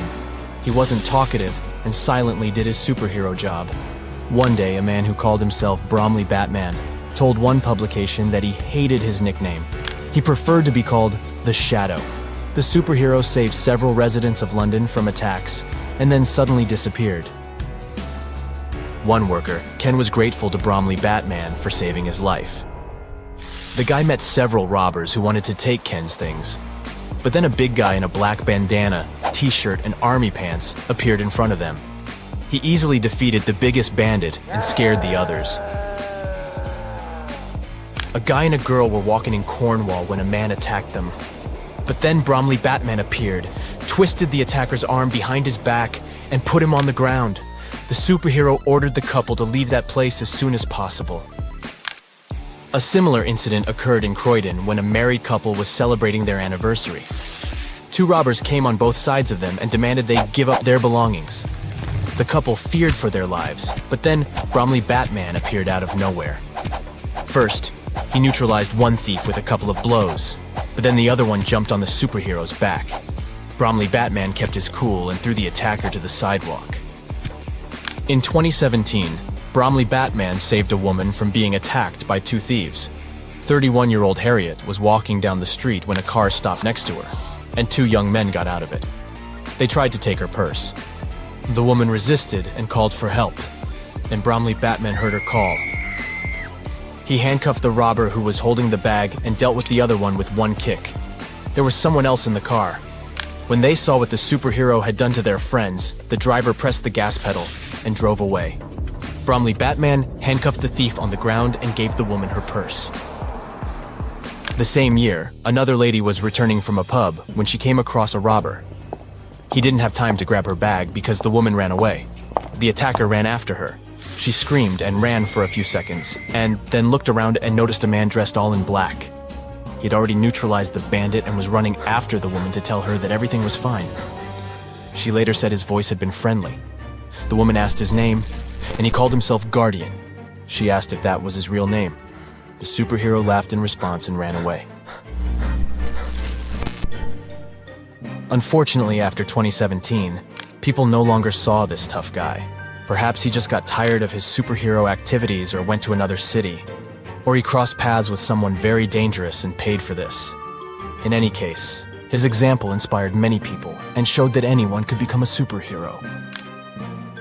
People in superhero costumes are a common phenomenon in many countries. Citizens who have decided to clear the streets and put on suits can be found in Canada, Australia, Argentina, France, Japan, and many other places. Basically, these people patrol the streets and inform the police if they see something suspicious. They inspire people to help each other, but don't try to follow their example. Putting on a suit and wandering around at night in search of adventures is a very dangerous and bad idea. Meet Arthur John Priest. No, he isn't famous for being a painter or for discovering some long-lost treasure. He didn't invent some cool gadget or break any world records. No, Arthur John Priest is famous simply for being unsinkable. Proving one can be both lucky and unlucky at the same time, Priest was involved in and survived several mishaps at sea, including the fateful maiden voyage of the Titanic. Priest was not a rich man interested in sailing for pleasure. He was part of the working class, employed as a stoker or fireman, stuck for hours within the hot bowels of large steam-powered vessels. His job was dirty and difficult. He was responsible for keeping the furnaces lit, feeding them coal to ensure enough steam was produced for the engines to work. He had to be careful about not overheating the system or setting fire to the whole ship. The furnaces had to be carefully watched and constantly fed. He breathed it all in a while, working and fighting with the sweat and the dirt. He would often work shirtless because of the heat and was always covered in black coal dust. And when he finally had a break, his shared living quarters were nearby in the same part of the ship. He must have been good at his job, though, because he had no trouble finding work. But wherever he went, bad luck seemed to follow. The first incident was a mild one. As a young man, Priest worked on the RMS Asturias. The passenger liner first set sail in 1907, traveling between Southampton in the UK to Buenos Aires in Argentina. At some point during its maiden voyage, the ship suffered a small collision. The damage was bad enough that the ship returned for repairs. Thankfully, there were no reports of any serious injuries. Priest, unfazed, simply went to work on another ship, but his bad luck lingered on the Asturias. In 1914, the Asturias became a hospital ship, helping care for sick men and women around Europe while bringing them home to England. But in March 1917, at just around midnight, the ship was struck by a foreign object. Its hull was breached and the engine room flooded. The captain ordered everyone to abandon the ship, sending crew, patients, and health staff scrambling for the lifeboats.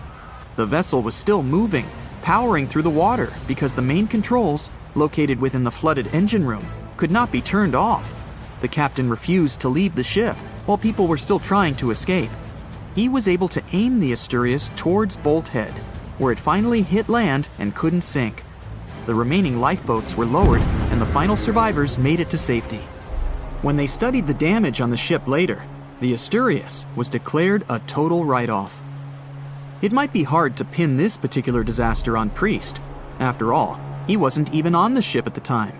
But it seemed that many of the ships on which he served were destined for trouble. His bad luck followed him to his next job on the RMS Olympic, a massive ocean liner. The Olympic was big. In fact, it had been designed and built as part of the fleet that included the Titanic. But with size came sacrifice. The Olympic was great at moving in one direction, but very difficult to handle when it needed to turn. It was September 1911. The Olympic was trying to alter its course. The Hawk, a smaller ship sailing nearby, didn't give the larger vessel enough room to maneuver, and the two slammed into each other. Because the Hawk was engineered to deal with potential confrontations when out at sea, its reinforced bow tore through the Olympic. Two large gashes appeared on the ocean liner's side. The propeller shaft was badly twisted, and worse, the ship began to take on water. Somehow, the Olympic made it to shore without sinking, and nobody was seriously hurt. Priest had no idea that this was just a small taste of what his future held for him.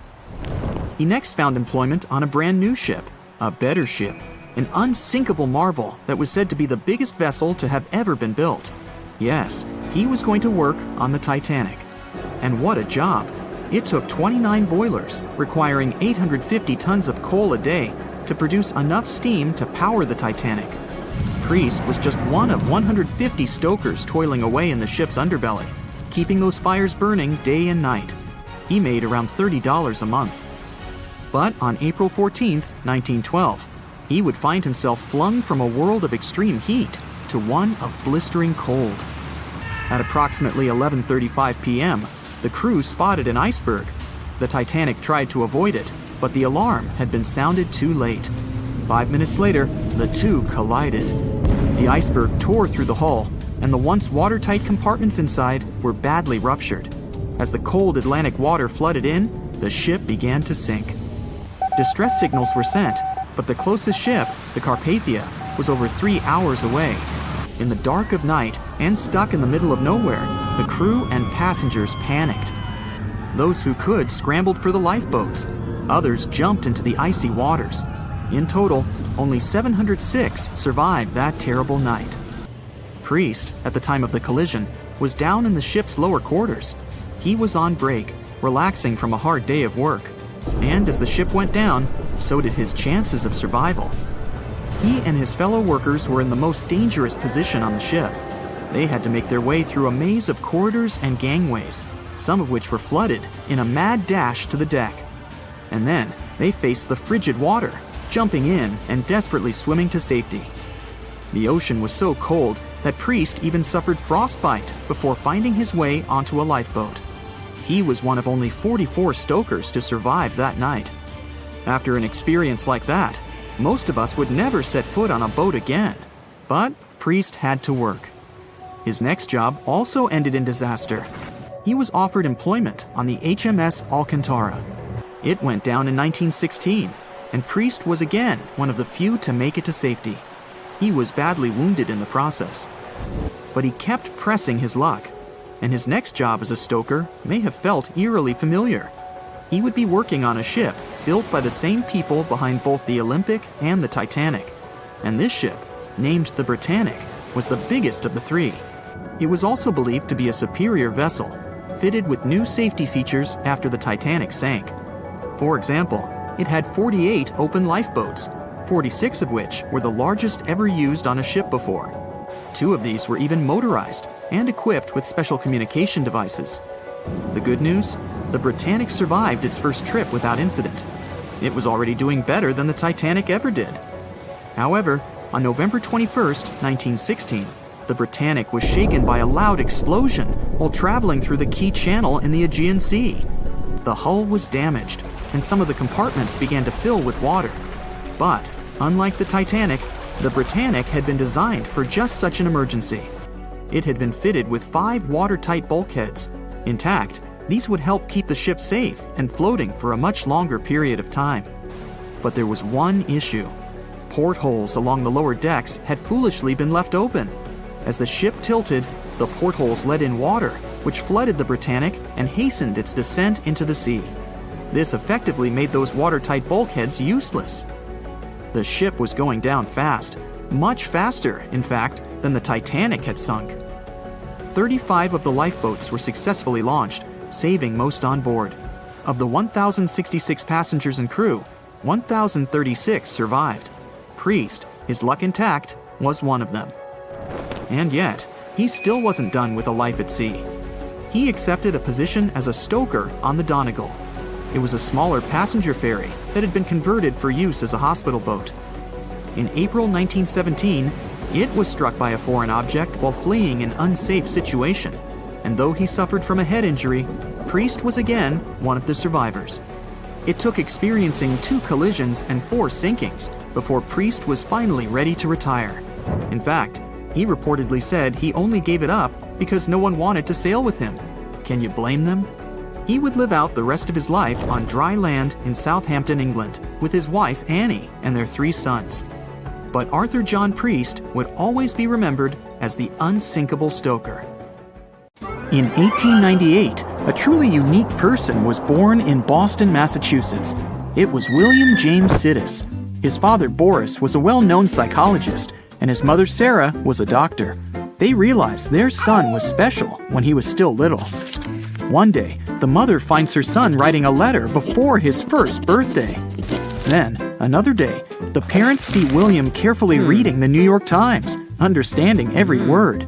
There's nothing unusual about it, except for the fact that William is less than 2 years old. The parents understand their son is a genius. They spend the family savings on books, maps, textbooks, and dictionaries to support their son and give him new knowledge. When William turns 4, he reads the literature of Homer in the original. When he turns 6, he learns the works of Aristotle.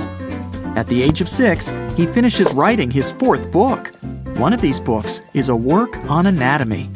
By the age of 8, William speaks and writes fluently in English, Latin, French, Russian, Hebrew, Turkish, and Armenian. This isn't enough for him, and he comes up with his own unique language. His parents are a little shocked by their son's abilities. They realize he's too bright for a regular school. He's smarter than all the teachers and students. At the age of 9, William easily passes all the exams and enters Harvard. But the school doesn't allow him to go there at such an early age. So for the next 2 years, he continues to attend his old school and gets bored. He doesn't stop writing books. He finishes a novel, some poems in French, and a constitution for a fantastic utopia. And this is what distinguishes William from other prodigies. A young genius usually begins learning just one science, but our hero is interested and successful in completely different fields of knowledge: mathematics, astronomy, languages, politics, biology, philosophy, and much more. Finally, William turns 11. They let him study at Harvard. All students and teachers are surprised to see such a young student, but most of all, they are surprised by his level of knowledge. Some people admire him. Others think he's weird. William does great at Harvard, easily passes all exams, and even gives lectures at the math club. The topic of lectures is one of the most difficult subjects in mathematics, four-dimensional bodies. Not only students, but also about 100 university professors attend his lessons.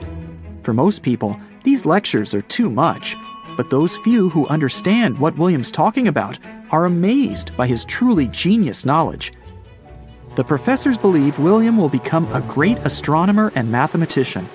He'll find new worlds, make discoveries, invent new ways to study astronomy. He'll probably become the greatest mathematician in the world.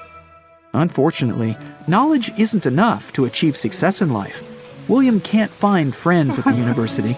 Many students don't understand him and don't want to be friends with him. William graduates from Harvard at the age of 16. He tries to fit into the big world, lead a full-fledged happy life, but after Harvard, he gets a job at another school in Texas. William teaches mathematics, but his teaching career ends quickly. School management asks him to leave the job on his own, since he is much younger than all the teachers and students. People just don't like it when such a young guy gives them knowledge. Along with this, William becomes a celebrity. The newspapers write about him, and reporters interview him. But William can't stand being the center of attention, so he decides to hide from everyone who knows him and lead a quiet lifestyle. In the following years of his life, William moves from city to city and lives under different names so that no one finds out it's him.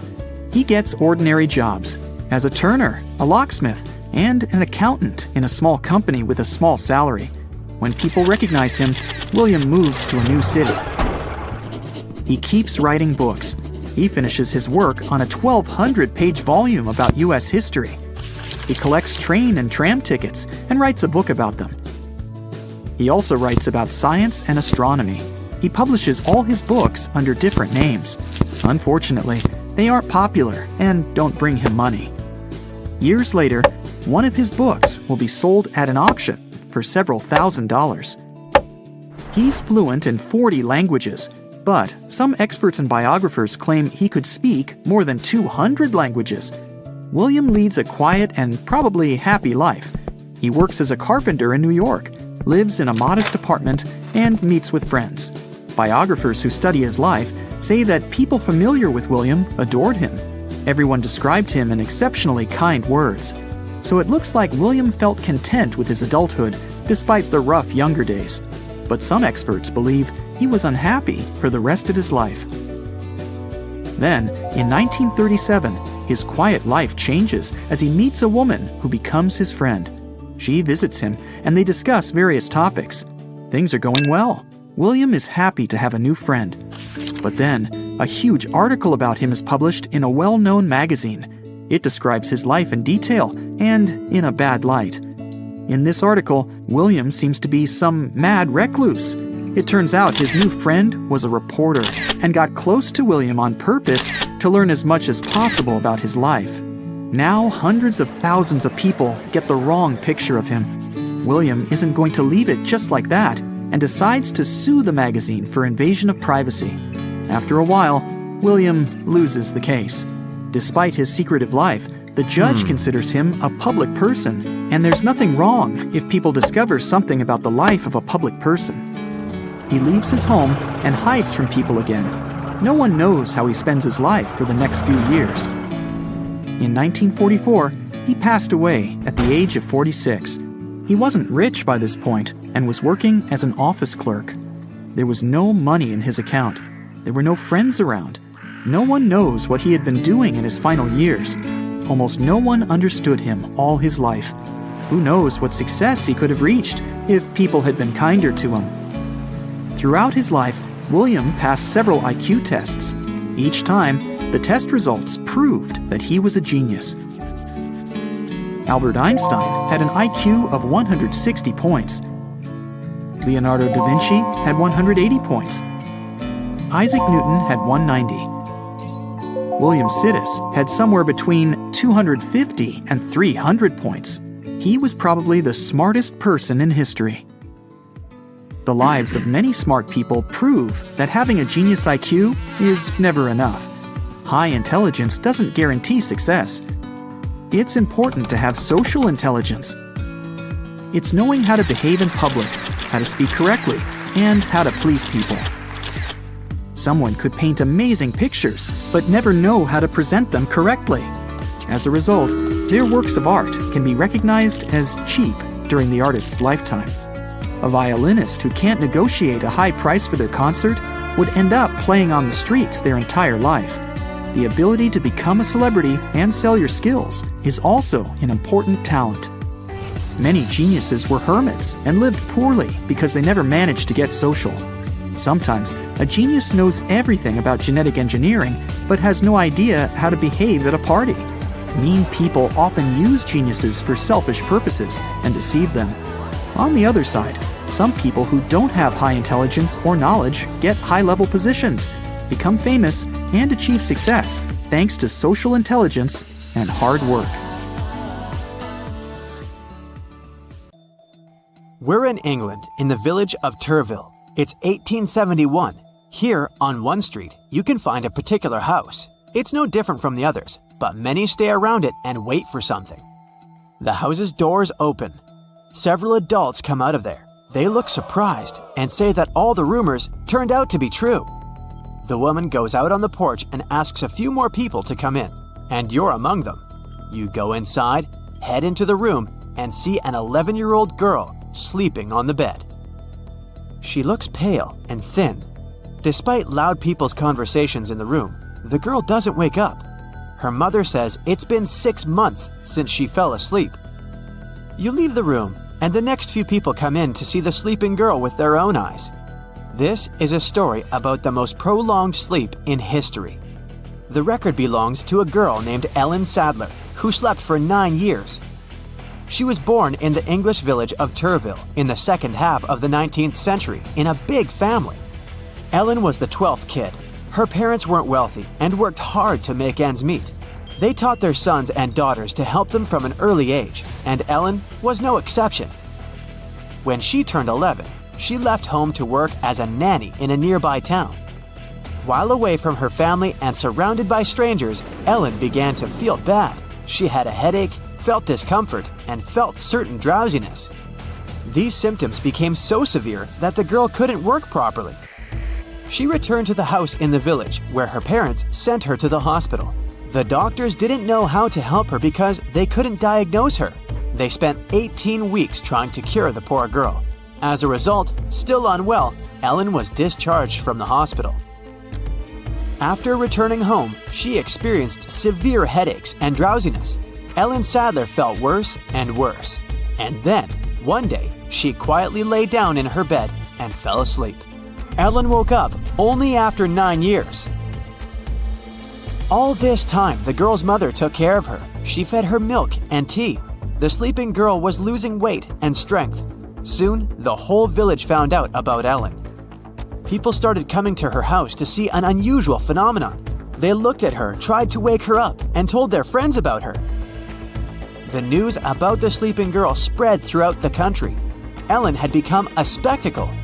People from all over England came to see a person who had been sleeping for several years. They called the house where Ellen's family lived Sleepy Cottage. Doctors and reporters came there. One journalist from the Daily Telegraph described that the girl's body was weak and too soft. Her feet were icy cold, and her lips were blue. The child's breathing was barely discernible. It seemed that life was slowly leaving this body.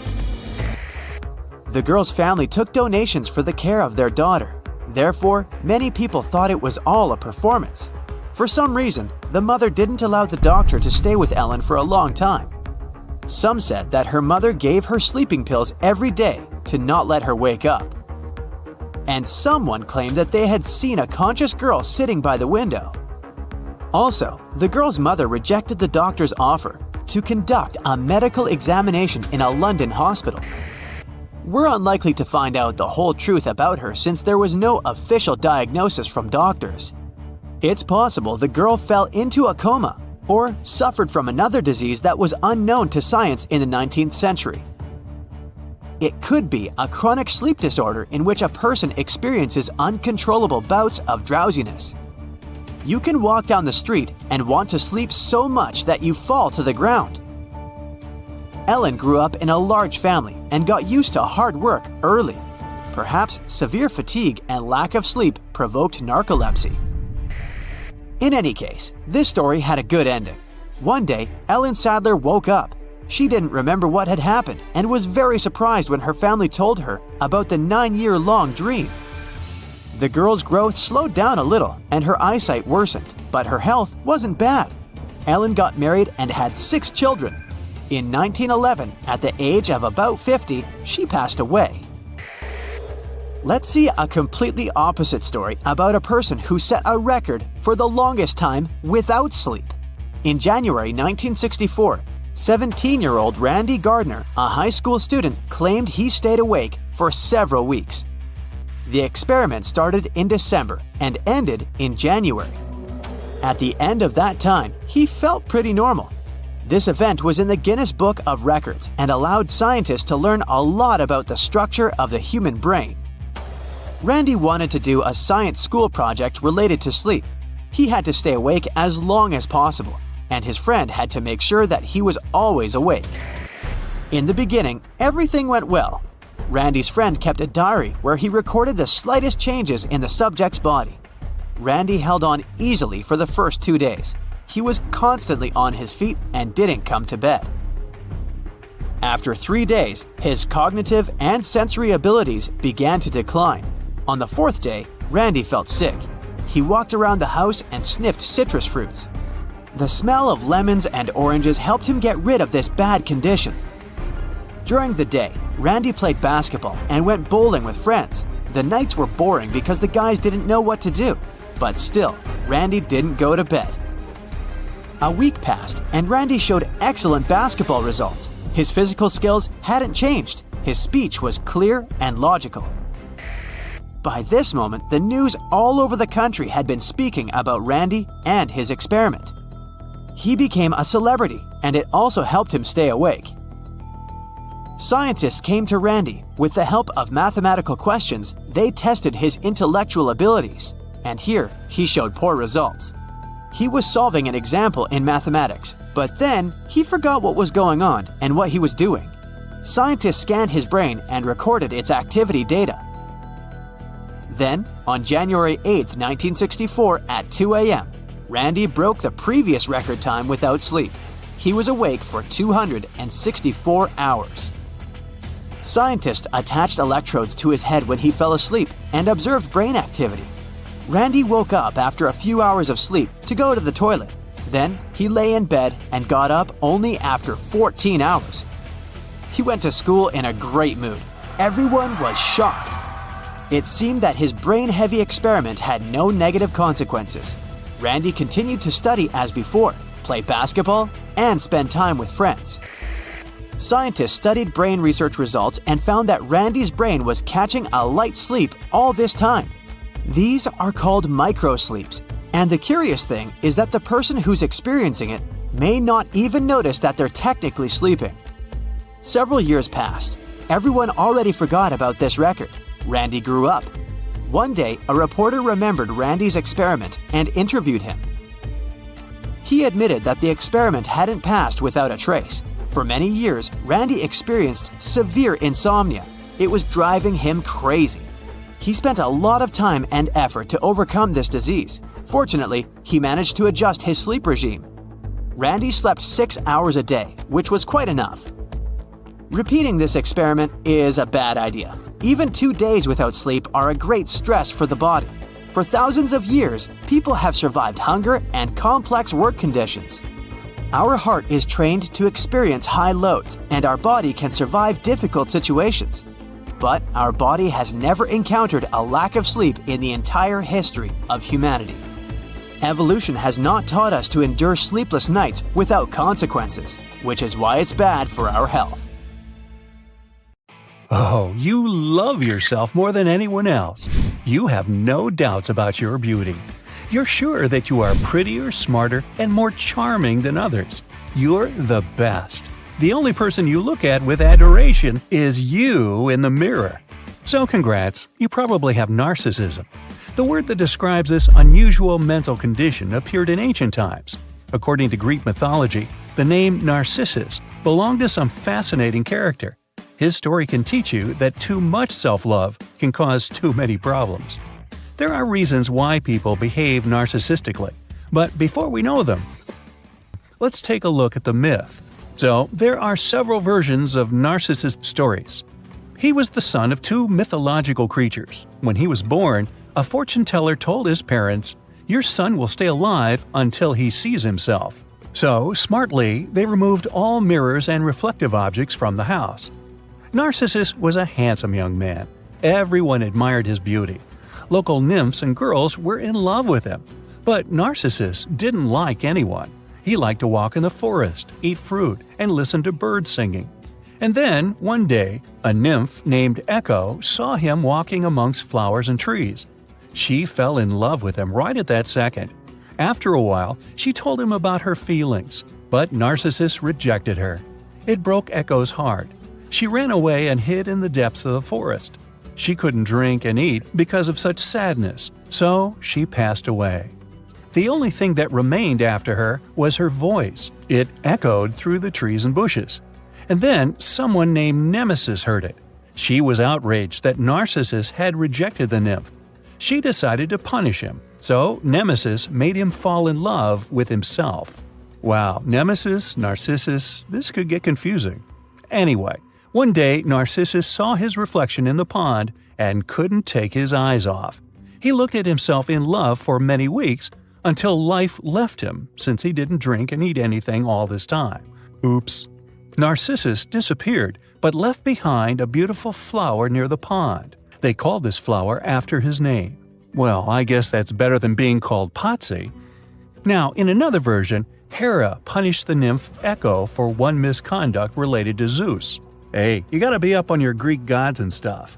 Hera made it impossible for her to speak normally, so from that moment, she could only repeat what she heard. If you had asked her, "Hey, is it a bird or a dinosaur?" she would have answered, "Hey, is it a bird or a dinosaur?" Yeah, that could get annoying. Echo didn't want to live with such a curse, so she hid in a dark cave. She decided to live there till the end of her days. A little time had passed, and then she noted Narcissus walking by. Well, the nymph immediately found a new meaning in life as she fell in love with the young man. But how to confess your feelings? She couldn't talk to him normally. Therefore, Echo decided to ask the forest for help. She had some magic abilities that allowed her to control animals and trees. She used birds and leaves of trees to somehow share her feelings with Narcissus. The young man immediately realized the nymph was in love with him. But he did say no without hesitation. He was too interested in himself and didn't want to share such a person with someone else. Or maybe he liked nobody at all. Perhaps he was looking for his ideal of beauty that didn't exist in nature. The already unhappy Echo became even sadder. She returned to her cave and began to cry. She couldn't eat and drink. She decided that she would stay here forever. In the last days, Echo asked Nemesis to restore justice and punish Narcissus for his arrogance.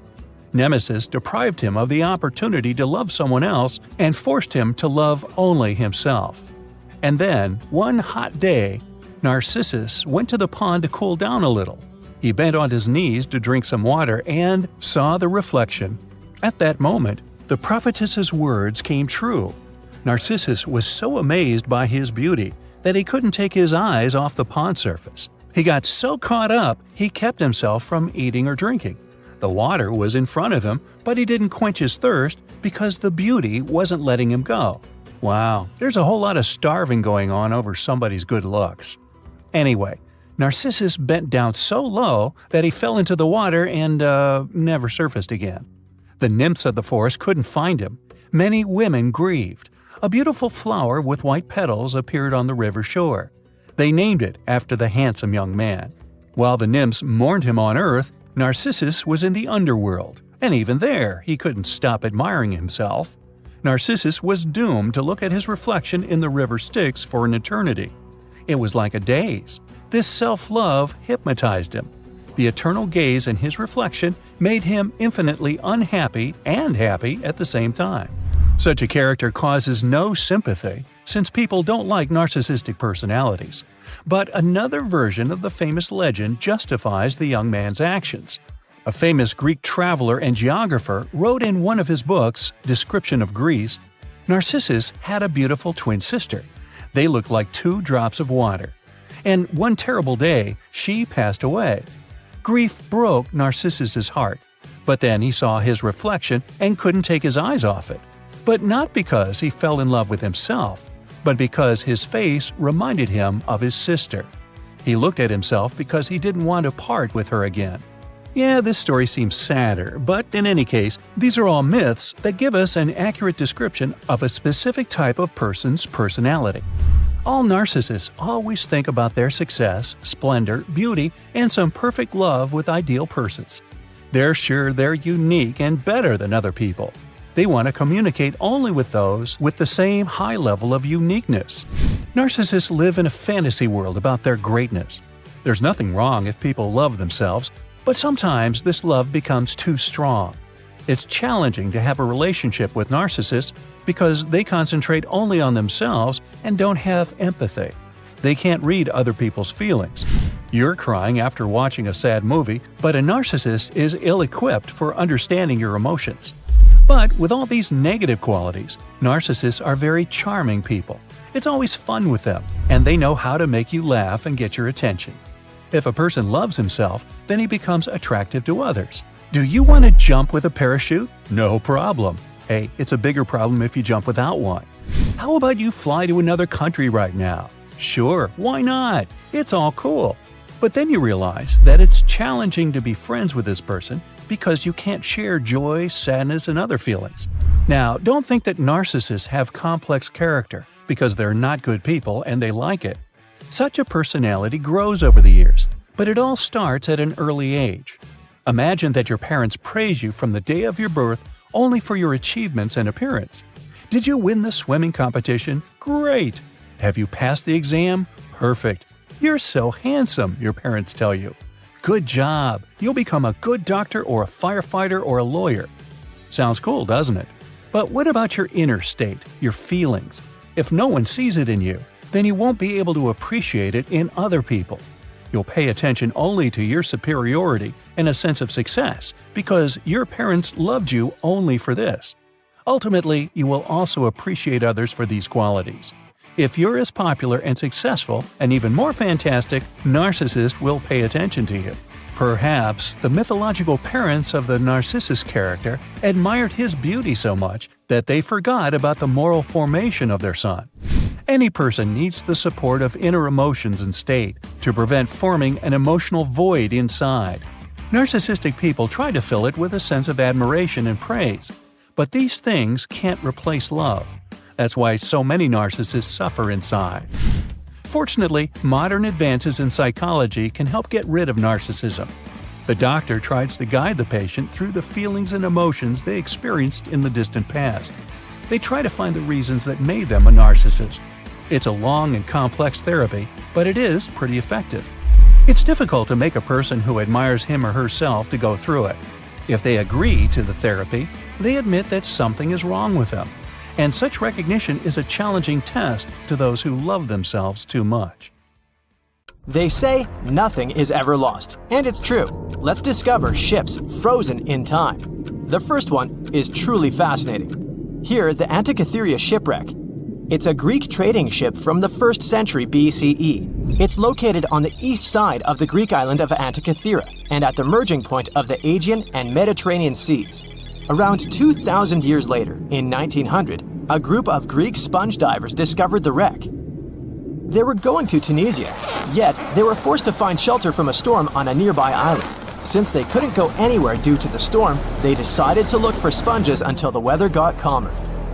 One of the divers discovered the shipwreck at depths of around 130 feet. Imagine someone going for a sponge hunt, but getting out to the surface with archaeological treasures. The captain of the sponge boat talked to the Greek officials about what they had found. The officials sent 2 ships to the wreckage. The salvage operation was successful, and discoveries are now in Greece's National Archaeological Museum in Athens. The findings included 3 life-sized marble horses, jewelry, coins, and hundreds of works of art. including a 7-foot-tall Colossus statue of Hercules. Among these treasures, Antikythera ephebe, a bronze statue of a young man, caught more attention. Because the ephebe doesn't comply with any familiar iconographic model, and there are no known copies of his type, he held a spherical object in his hand. Scholars have different theories of who that person could be, but they are not in a consensus yet. More than 70 years later, Jacques-Yves Cousteau and his team went to the area and recovered hundreds more artifacts and the remains of 4 people. Interestingly, they discovered a complex set of interlocking gears capable of predicting the movement of the sun, moon, and several planets. The mechanism can also show the times of solar and lunar eclipses years into the future. Think of this Antikythera mechanism as an early computer calendar, to plan significant events like agricultural activities, religious rituals, and Olympic Games. These artifacts found in the Antikythera wreckage are some of the most important findings in modern archaeology. Just the Antikythera mechanism itself has changed our perception of the limits of ancient technology. The mechanism has a sophisticated design and was made over 1,000 years ago. After all these amazing discoveries, experts believe that the wreckage site has remained largely unexplored and is mostly because of its location and the landscape of the seafloor on which the ship rests. The wreck is too deep for scuba divers but too shallow to use something like a submersible. A survey made on the seafloor in 2012 showed evidence of a second wreck about 800 feet to the south. It's clear that this area has a lot to offer humanity. What would happen if those sponge hunters didn't go to the area? Scientists found a shipwreck in Antarctica at the bottom of the Weddell Sea, 107 years after it sank. The name of the ship was Endurance, and it was the lost vessel of Antarctic explorer Sir Ernest Shackleton. Scientists who laid eyes on it decades later say it is among the greatest undiscovered shipwrecks ever. That is why they filmed the whole discovery. The video shows the remains of the Endurance and proves it is still in remarkable condition. It has been sitting in 10,000 feet of water for over a century, yet it looks like it sank very recently. So the story goes like this. The ship was crushed by ice and sank in 1915. Shackleton and his crewmates had to escape by themselves in small lifeboats. From then on, it was all about survival. Shackleton imagined to get his crew to safety, then the ship sank. Yes, this is a pretty impressive story, but why did scientists prize this ship? Firstly, Shackleton's Imperial Trans-Antarctic Expedition sailed to make the first land crossing of Antarctica. Yes, the crew was trapped in ice, but the intention was important. Secondly, it's about the challenge itself of finding the shipwreck. The Weddell Sea is almost always covered in thick sea ice. The same ice that made the Endurance sink. Getting near the presumed sinking location is super hard, let alone being able to conduct research. Experts of the modern expedition team foresaw the time when the lowest extent of Antarctic sea ice would come using satellite images. They realized that the weather was in their favor to start an expedition. Dr. John Shears said that they have successfully completed the world's most difficult shipwreck search, fighting against constantly shifting sea ice, blizzards, and temperatures decreasing to -0.4 degrees Fahrenheit. Yeesh, I can't imagine the worst conditions in Antarctica if these conditions are in their favor. Lastly, look at this. It's timbers. They're very much intact. Plus, you can read the ship's name. It's still visible. Marine archaeologist Menson Bound says that this is the finest wooden shipwreck he has ever discovered.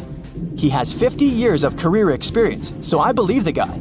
So how come the wood is not rotten? Dr. Michelle Taylor, a deep-sea polar biologist, said that there has been little wood deterioration because the wood-munching animals are not in this forest-free region of Antarctica. Workers of a coal mine in East Serbia discovered 3 shipwrecks that had been there for at least 1,300 years. The largest shipwreck is an ancient Roman fleet. It's around 50 feet long with a flat bottom. It's estimated that the ship could carry a crew of 30 to 35 people. Looking at its hull, you can see the marks of repairs. Wow, this one had a lengthy career. It gives us insight into more than 1,000 years ago. The 2 smaller vessels, on the other hand, match descriptions of boats used by Slavic groups to attack the Roman frontier. These 2 have been discovered under mud and clay in an ancient riverbed. Apparently, in those times, there was a Roman base in a place called Viminacium City. Interestingly, Viminacium was a provincial capital with an estimated 40,000 inhabitants in the 4th century CE. For comparison, it was even larger than Pompeii. The Kostelach coal mine is a center of hidden gems. Archaeologists had found evidence of ancient human and animal activity here before. For instance, in 2012, experts found bones of at least 5 woolly mammoths, which went extinct about 10,000 years ago. Canadian archaeologists found a ship 150 years after it went missing in the Canadian Arctic waters. This merchant ship is called HMS Investigator. It was purchased in 1848 to search for the explorer Sir John Franklin's ship that got lost in the Northwest Passage expedition. So, HMS Investigator left Britain in 1850 for this rescue operation. The expedition crew, captained by Robert McClure, sailed the Investigator into the water. He realized that he was in the final leg of the Northwest Passage, the sea route across North America. But before he could sail into the Beaufort Sea, the 122-ton ship itself got stuck in the thick ice. The crew spent the winter over the Prince of Wales Strait. The following summer, McClure tried again to sail to the end of the passage, but the ice blocked his way once more. Here, too, the crew was forced to leave the ship. He steered the crew into the Bay of Mercy.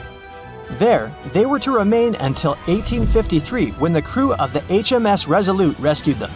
Imagine a crew of 60 people who had to spend 3 winters in the Arctic without even knowing if they would survive. Later on, the ship was found sitting upright in about 36 feet of water. It was in very good condition. Arctic water has prevented the outer deck of the vessel from deteriorating quickly. The outline of the ship and its timber can be clearly seen.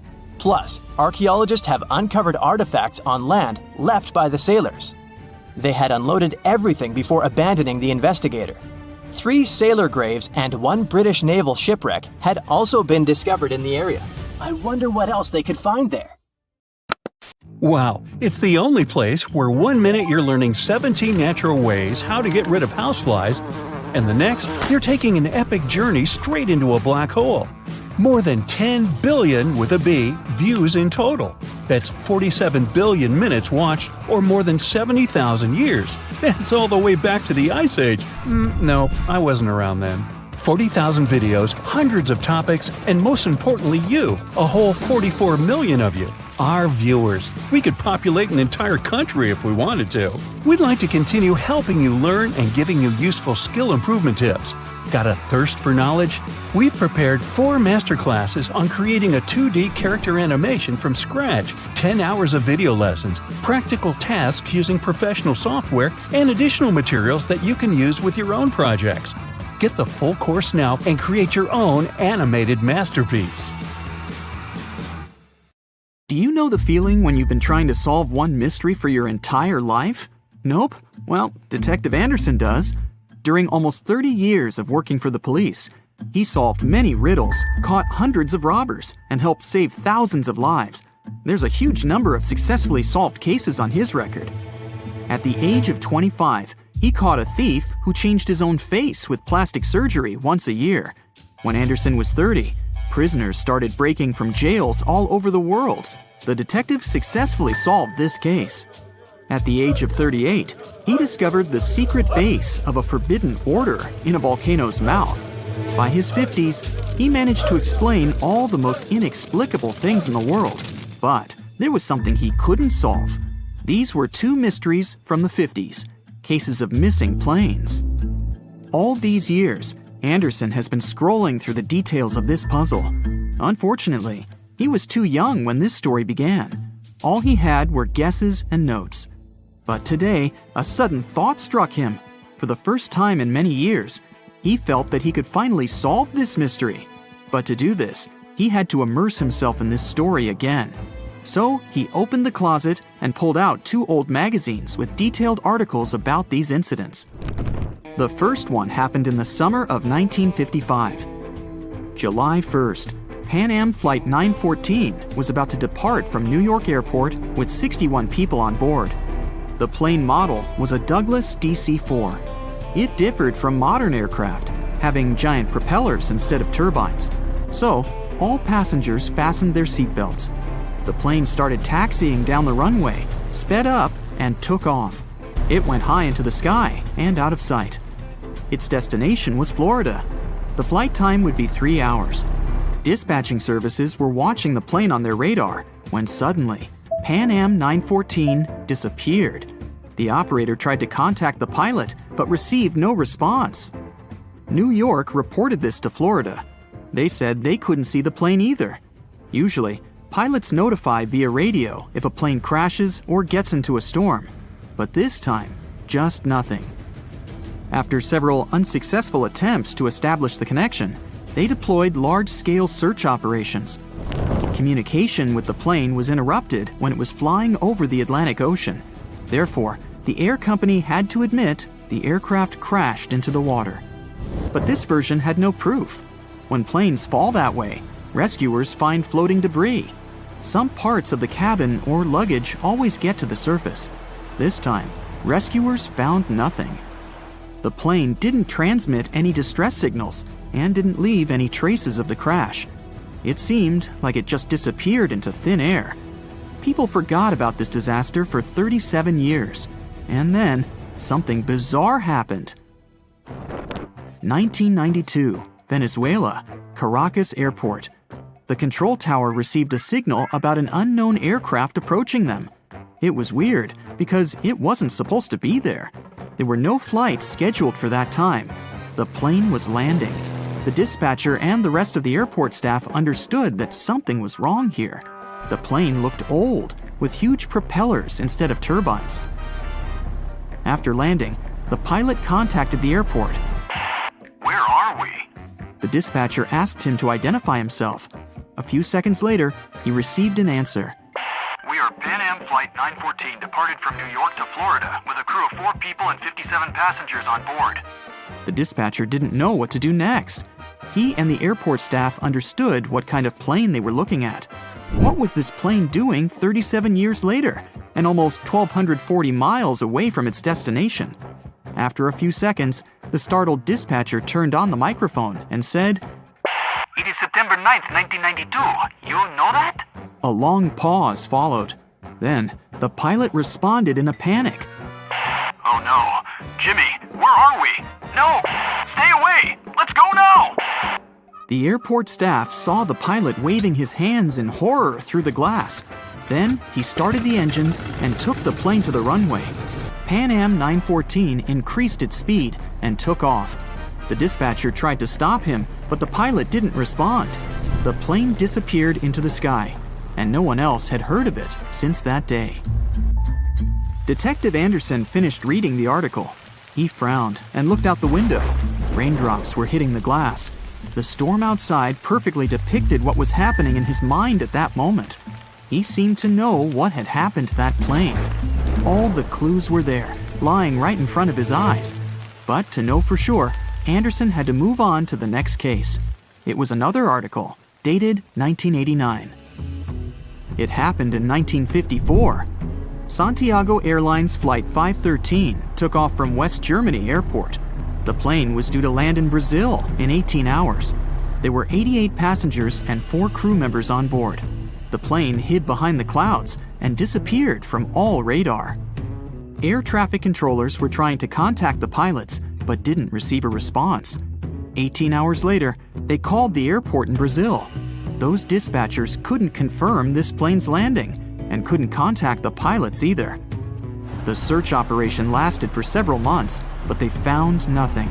Just like in the Pan Am 914 case, the plane disappeared from radar while flying over the Atlantic Ocean. 2 years later, the search operation ended, and Santiago Airlines ceased its activities. October 12, 1989. Airport controllers in Brazil noticed a passenger plane that suddenly appeared on their radar. It didn't answer the airport staff's questions and just circled over the airbase. After a few minutes, the plane landed and nothing. No one opened the ramp. Passengers didn't get out. Pilots didn't respond. The aircraft was in perfect condition. One of the dispatchers realized that this was the missing Santiago Airlines Flight 513 that had been considered lost for 35 years. Airport staff approached the plane and opened the doors. What they saw there terrified them. The police, customs staff, doctors, detectives, and other airport staff members gathered around the plane. No one knew what to do next. There was no living person on board who could tell the truth. The plane disappeared in 1954 and appeared 35 years later in perfect condition without any damage. So far, no one has figured out what happened. Detective Anderson noticed the stories were very similar. Pan Am 914 disappeared in 1955. Santiago Airlines 513 vanished in 1954. The difference was almost a year. Anderson scratched his head and noticed another little detail. Both planes went missing from the radar the moment they were flying over the Atlantic Ocean. There are many myths about phantom ships and mysterious phenomena connected with the Bermuda Triangle. Detective Anderson knew these tales, but these two missing planes puzzled him. He looked at two articles and understood everything. Exactly! The solution was there, right in front of his eyes.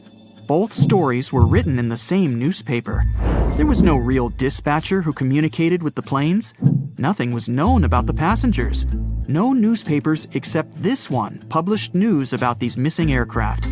It seemed they just took the same story and changed the dates, locations, and names of flights. Yes, the case was solved. It was all fake. The rain stopped. Detective Anderson looked out the window and heard the sound of a passing train. He remembered another weird and fake story. A story about a phantom train. It took place in Italy in 1911. 100 passengers boarded the train of the Zanetti Railway Company. It went through the picturesque mountainous area, got into a mountain tunnel, and disappeared. No one else had seen the train since then. All the passengers were lost, but not for long. They appeared in the past. There were records dated 1845. One unknown doctor from Mexico City wrote about 100 Italians who appeared in the city from nowhere. They were all dressed strangely and talked about one mysterious train. This was a completely made-up story.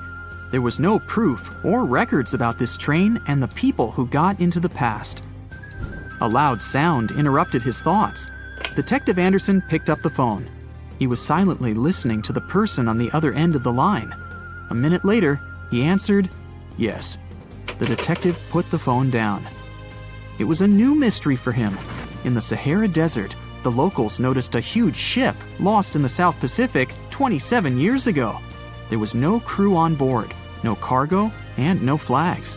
No one knew how it appeared among the sand, but wet mud formed around it because of moisture.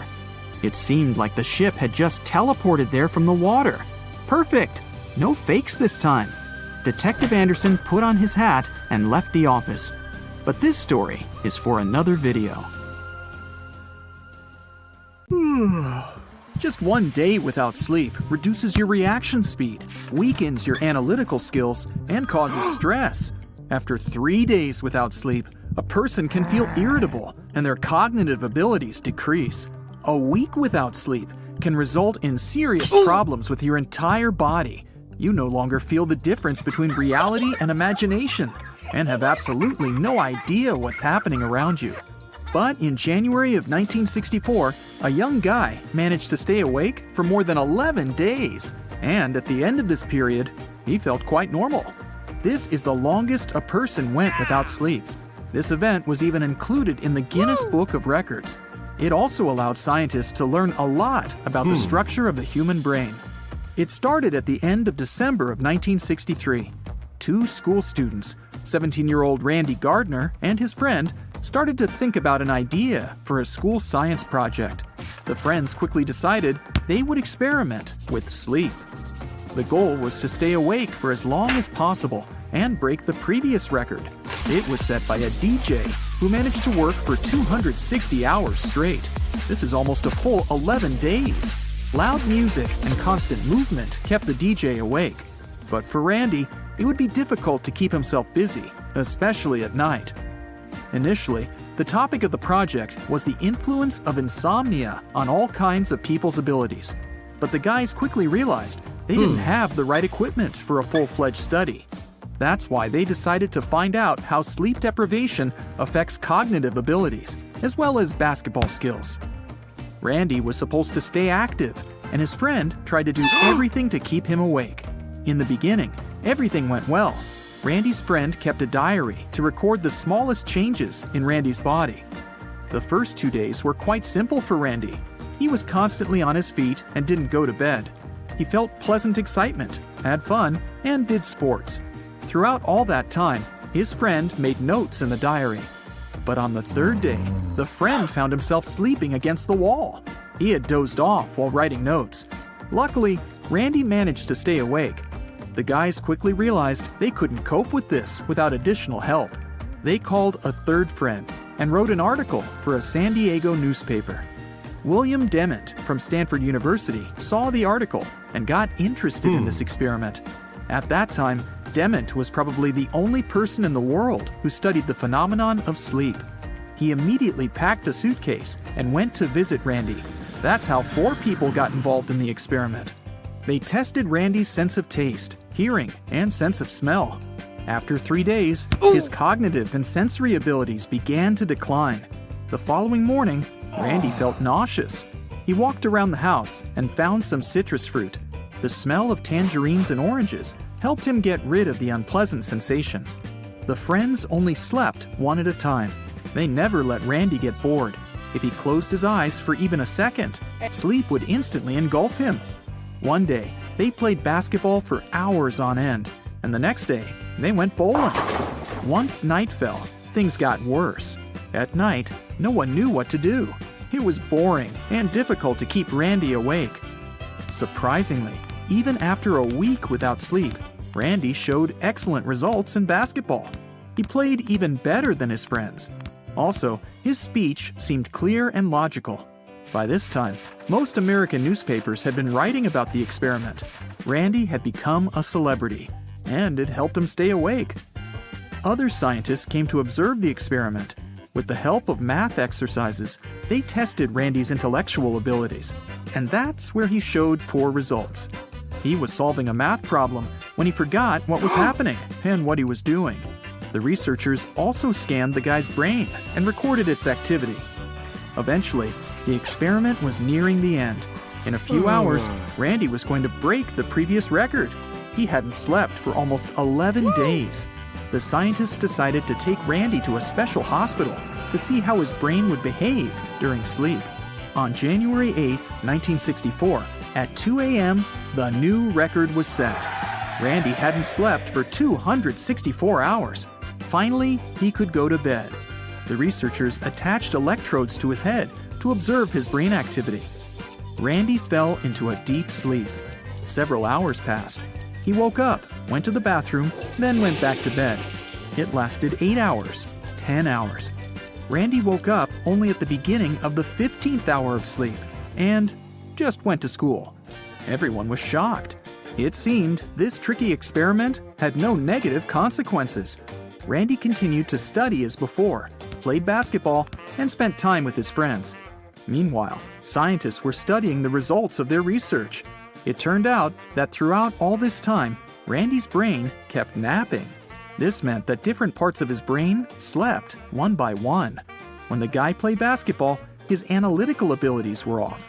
When he was solving math problems, the part of the brain responsible for reactions got turned off. In other words, one part of the brain had a little rest, and then it woke up, and another part of the brain had a nap. Randy wasn't the first person who didn't sleep for more than one night.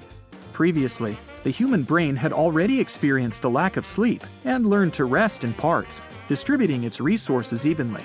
But not all people are capable of this. Most likely, Randy was genetically predisposed to stay awake for so long. Several people tried to break the record, but no one managed to do it. During such experiments, lots of people got serious health problems. They brought themselves to the state where they saw hallucinations, forgot what had happened to them just a couple minutes before, couldn't think, and even behaved extremely unfriendly. And no wonder. Lack of sleep causes anxiety and bad stress. Without sleep, your body just can't function properly. This can lead to problems if you go outside. But even at home, you can forget about the stove or an iron you haven't turned off. You risk falling asleep at the most inopportune moment. You might see a unicorn and run after it, without thinking about the consequences. You may lose your feeling of hunger, or, on the contrary, start eating a lot, and all of this could lead to stomach problems. No one should conduct such experiments. That's why the Guinness Book of Records stopped registering attempts to break Randy's record, so that people could no longer harm themselves. But let's return to our story. A long time passed. Everyone forgot about the record. And then, one day, Randy gave an interview. In it, he admitted he had experienced insomnia for a long time after the experiment. For years, he'd been struggling with this problem. Then he managed to set up a normal sleep schedule. Randy could fall asleep, but he rested for no more than 6 hours a day. Nature gave the human body the ability to survive in extreme situations. For example, if you don't eat for a long time, your body activates its survival mode. It takes food from your fat cells or muscle tissues. This way, it launches the process of using all currently available resources.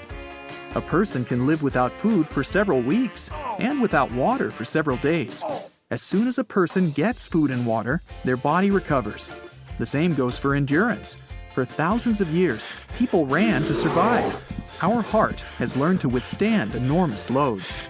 But people have never had to face a lack of sleep in the entire history of evolution. This is why your brain is not adapted to long periods of wakefulness. Afterward, it may not recover because it doesn't know how to do it. But the brain's evolution may begin right now. People have never experienced such a lack of sleep as they do today. Social networks, parties, TV shows, exhausting office work, frequent flights, all this puts more pressure on the brain than ever before. In the past, a person could hunt a mammoth, return to the cave, and immediately go to bed. Now, after a tough working day, many people surf the internet and tire themselves even more. That's why it's so important to set up a good sleep schedule. Aomori Prison, Japan, 1936. Yoshi Shiratori was walking back and forth inside his prison cell, contemplating how he was wrongly accused of a crime he didn't commit. He didn't deserve to live the rest of his days as a prisoner. He needed to escape this filthy, cruel, and cold place where he was being mistreated every single day. But how? Aomori Prison was not the easiest one to escape, so he needed to be clever and patient to be able to come up with a solid plan. Shiratori started by observing the guards' routines. He was aware that even one tiny mistake could bring an end to him, so he had to memorize their every move with great precision. After studying their schedules for months, he realized that there was a 15-minute gap in their patrol time from 5:30 a.m. to 5:45 a.m. This was it. He had found his escape window. But then there was the problem of how he was going to pick his cell's lock. Shiratori was not the one to give up in the face of one minor inconvenience. Prisoners were provided with bathing buckets when they were inside the bathhouse. To his surprise, Shiratori realized that these were wrapped with a metal support ring which he could use as a wire.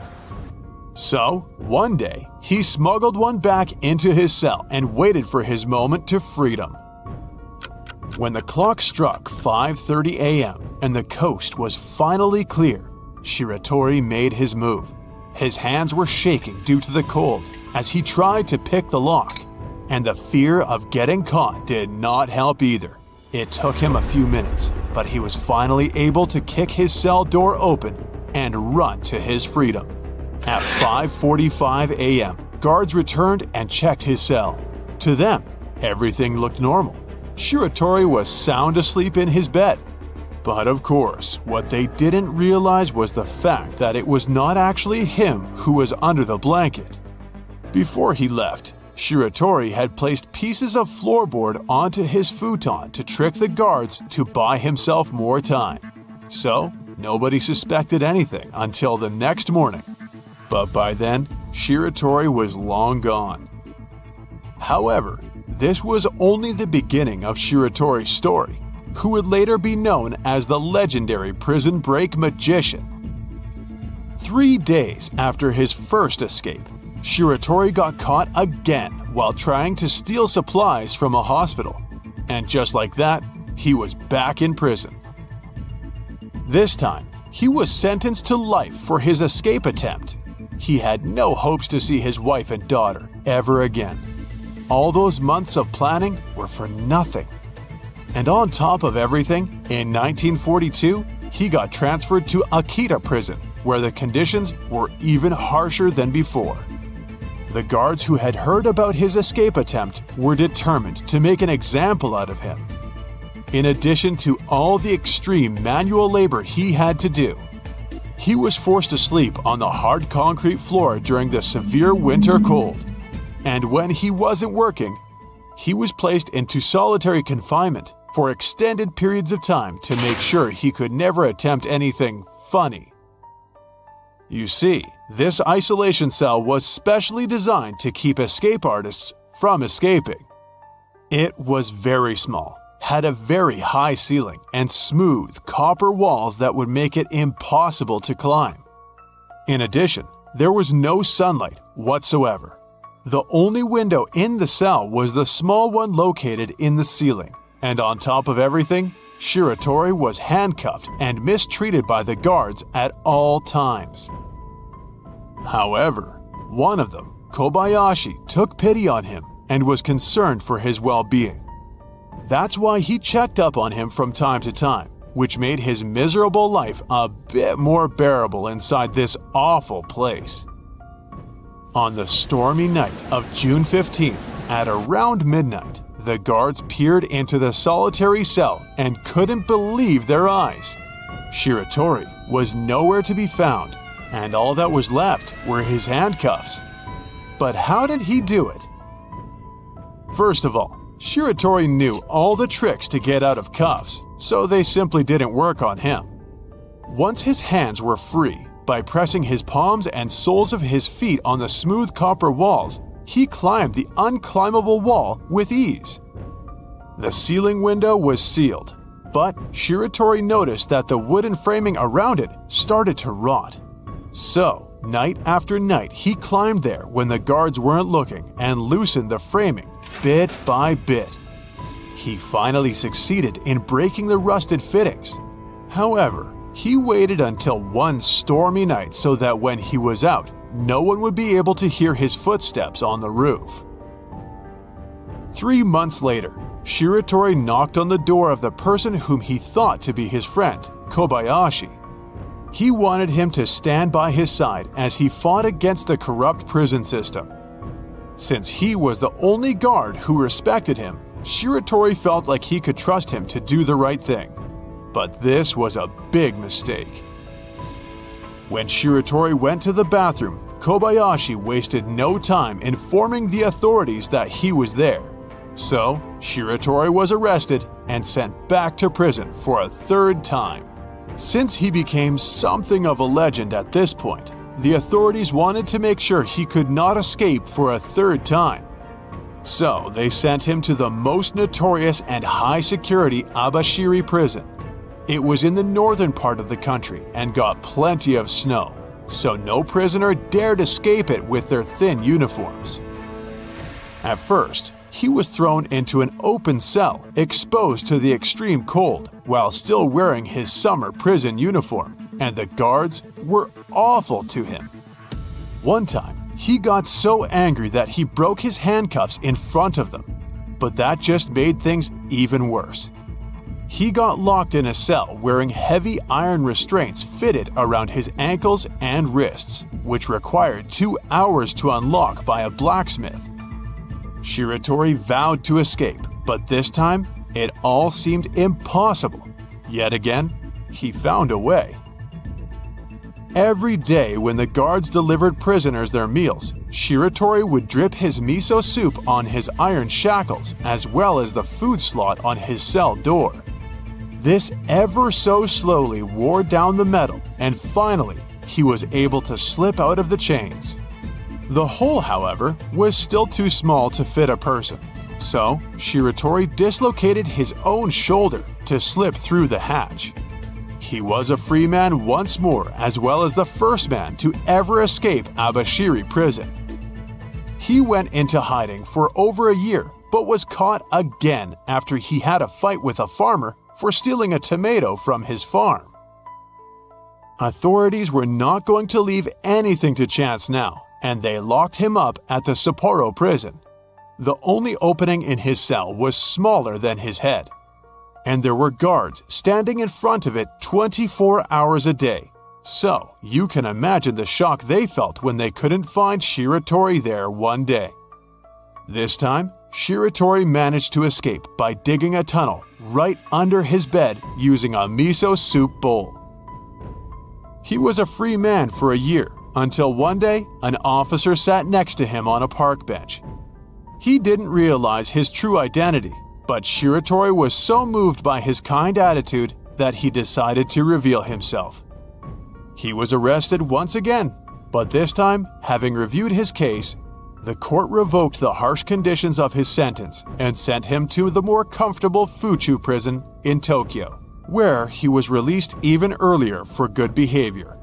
He was finally able to reunite with his daughter as a truly free man. There are very snowy winters in Sweden, you know. Snow covers all roads and slows down the traffic. Some cars may pull over to the side of the road and get out only with the help of a tractor. This is a common thing. But one day, during a snowfall, something astonishing happened. On December 19, 2011, a man named Peter Skylberg found himself in a snow trap after he drove off the main road in the north of Sweden. Then snowmobilers accidentally found him, pulled him out of there, and took him to the hospital. It may seem like something common, but here's the kicker. It took 2 months to find him, and outside of that time, the temperature dropped to minus 22 degrees Fahrenheit. That man survived after spending 60 days without water, food, and heat sources among icy winds and endless snow. The people who found him said the car was buried deep in snow at 3 feet. And Peter Skylberg was sitting shaking inside a sleeping bag in the front seat. He couldn't speak. When they brought him to the hospital, the doctors were amazed. They knew cases when people survived in cold temperatures for a long time, but not for 2 months. A person can live without water for several days, but Peter had no problems with this since he extracted water from the snow. Without food, a person can survive for several weeks to 3 months. But what about the cold? How did Peter solve this problem? At such low temperatures, people can freeze within several hours. The doctors treating Peter claimed that his body seemed to activate survival mode and fell into a deep sleep. It's like bears that hibernate during winter. But the human body can only lower the temperature by a few degrees. This is not enough to survive in minus 22 degree frost. Maybe the man somehow managed to lower the temperature even more. The case of Peter Skylberg became famous.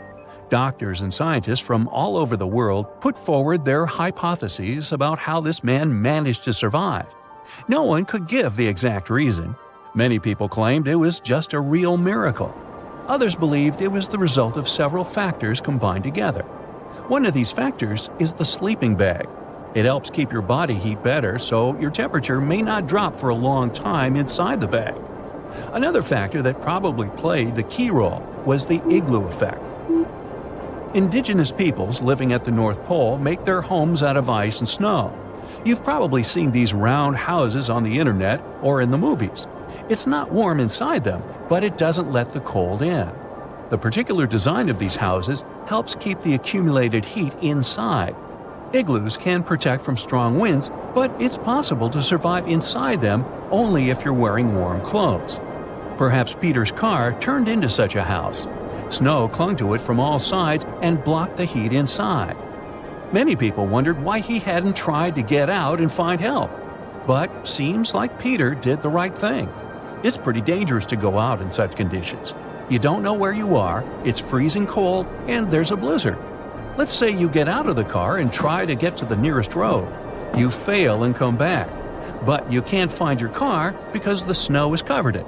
Now your situation is even worse.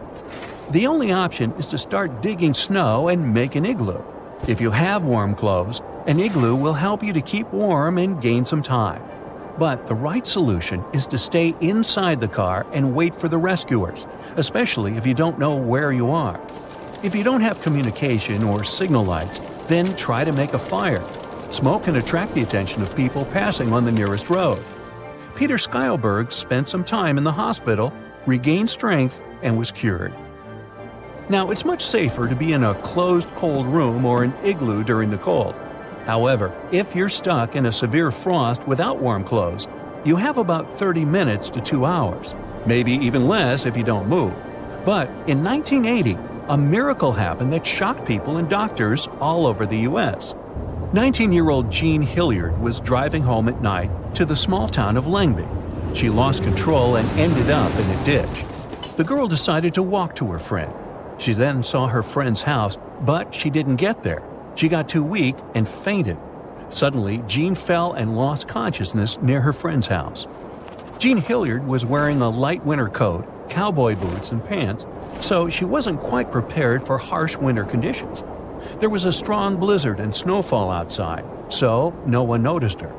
The friend Jean wanted to visit only saw the frozen girl near his porch in the morning.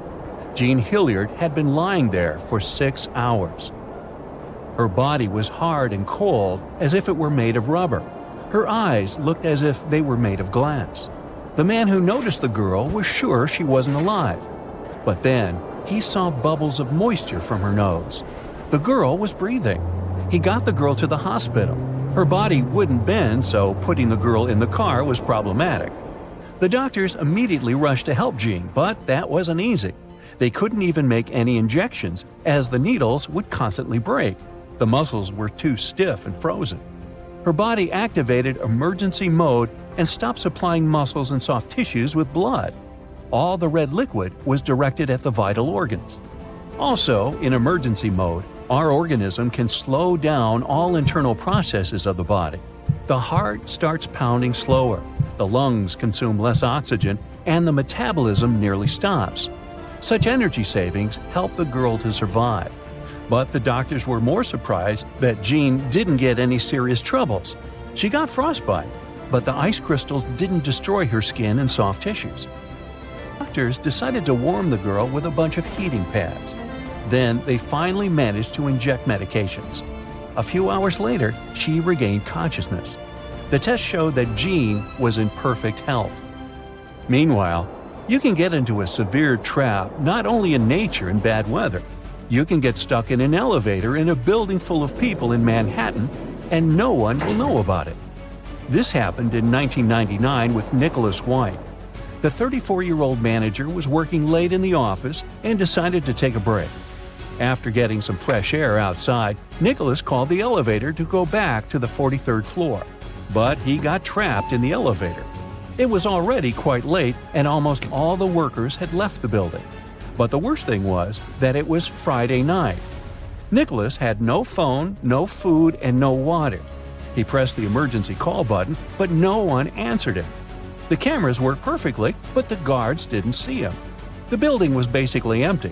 Nicholas struggled with claustrophobia, walked from side to side, jumped, laid down, tried to open the doors, and waited for someone to rescue him. There were repair workers on the other floors, but they didn't hear Nicholas.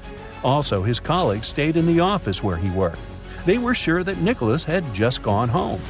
They left the office using other elevators and didn't notice that Nicholas had left his things on his desk. Well, Nicholas was in despair. He was rescued 41 hours later. He was lying on the elevator floor, tormented by thirst, when he suddenly heard a voice from the elevator speaker. "Hey, is anyone there?" Rescuers got the man out of the metal box, and the building owners paid him compensation for the inconvenience. Despite this nightmare, Nicholas continued to use the elevators. Yeah, living in Manhattan, it would be problematic to avoid them. Certainly for Nicholas, life has its ups and downs.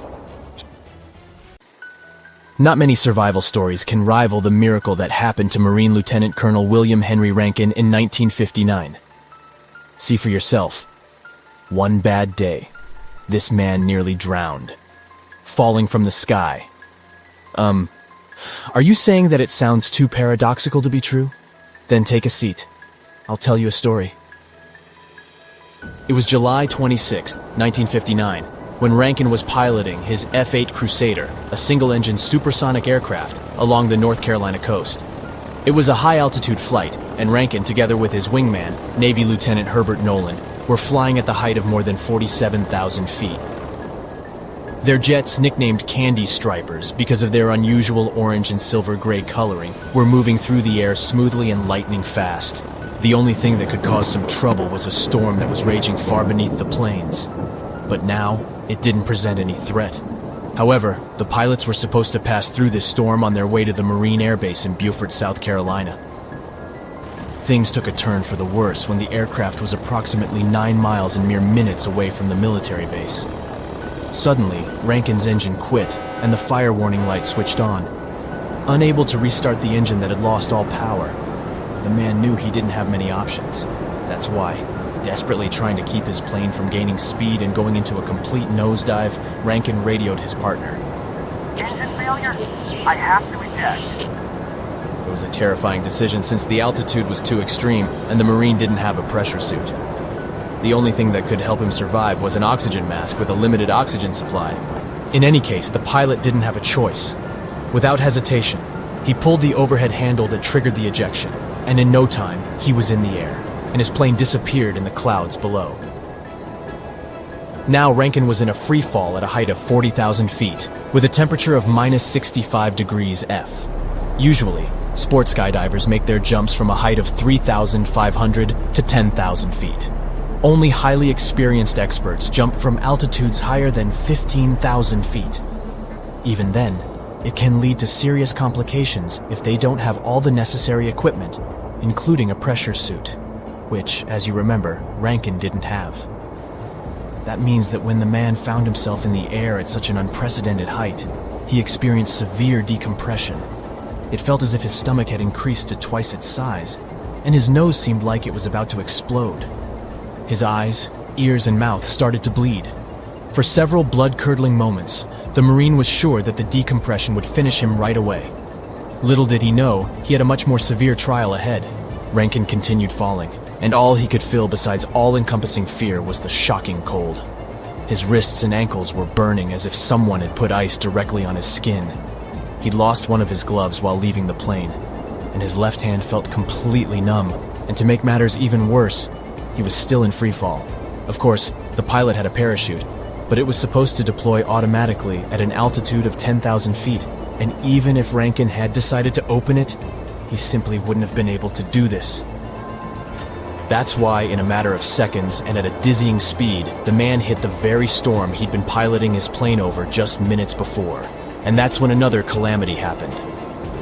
Rankin had been falling through the black clouds with almost no visibility for about 5 minutes, surrounded by lightning, rain, hail, and violent winds, when something went wrong with the barometer that was supposed to deploy his parachute automatically. Fooled by the violent weather raging around the Marine, it triggered prematurely, and the man got stuck in the very middle of a thunderstorm. But it wasn't just any old thunderstorm. Nope. The unlucky 39-year-old fighter pilot plunged straight into a cumulonimbus cloud.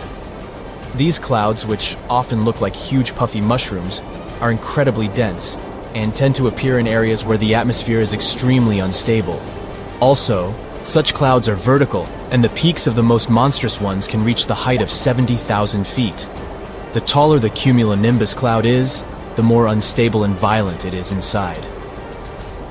That was the circumstance Rankin ended up in after his parachute opened too early.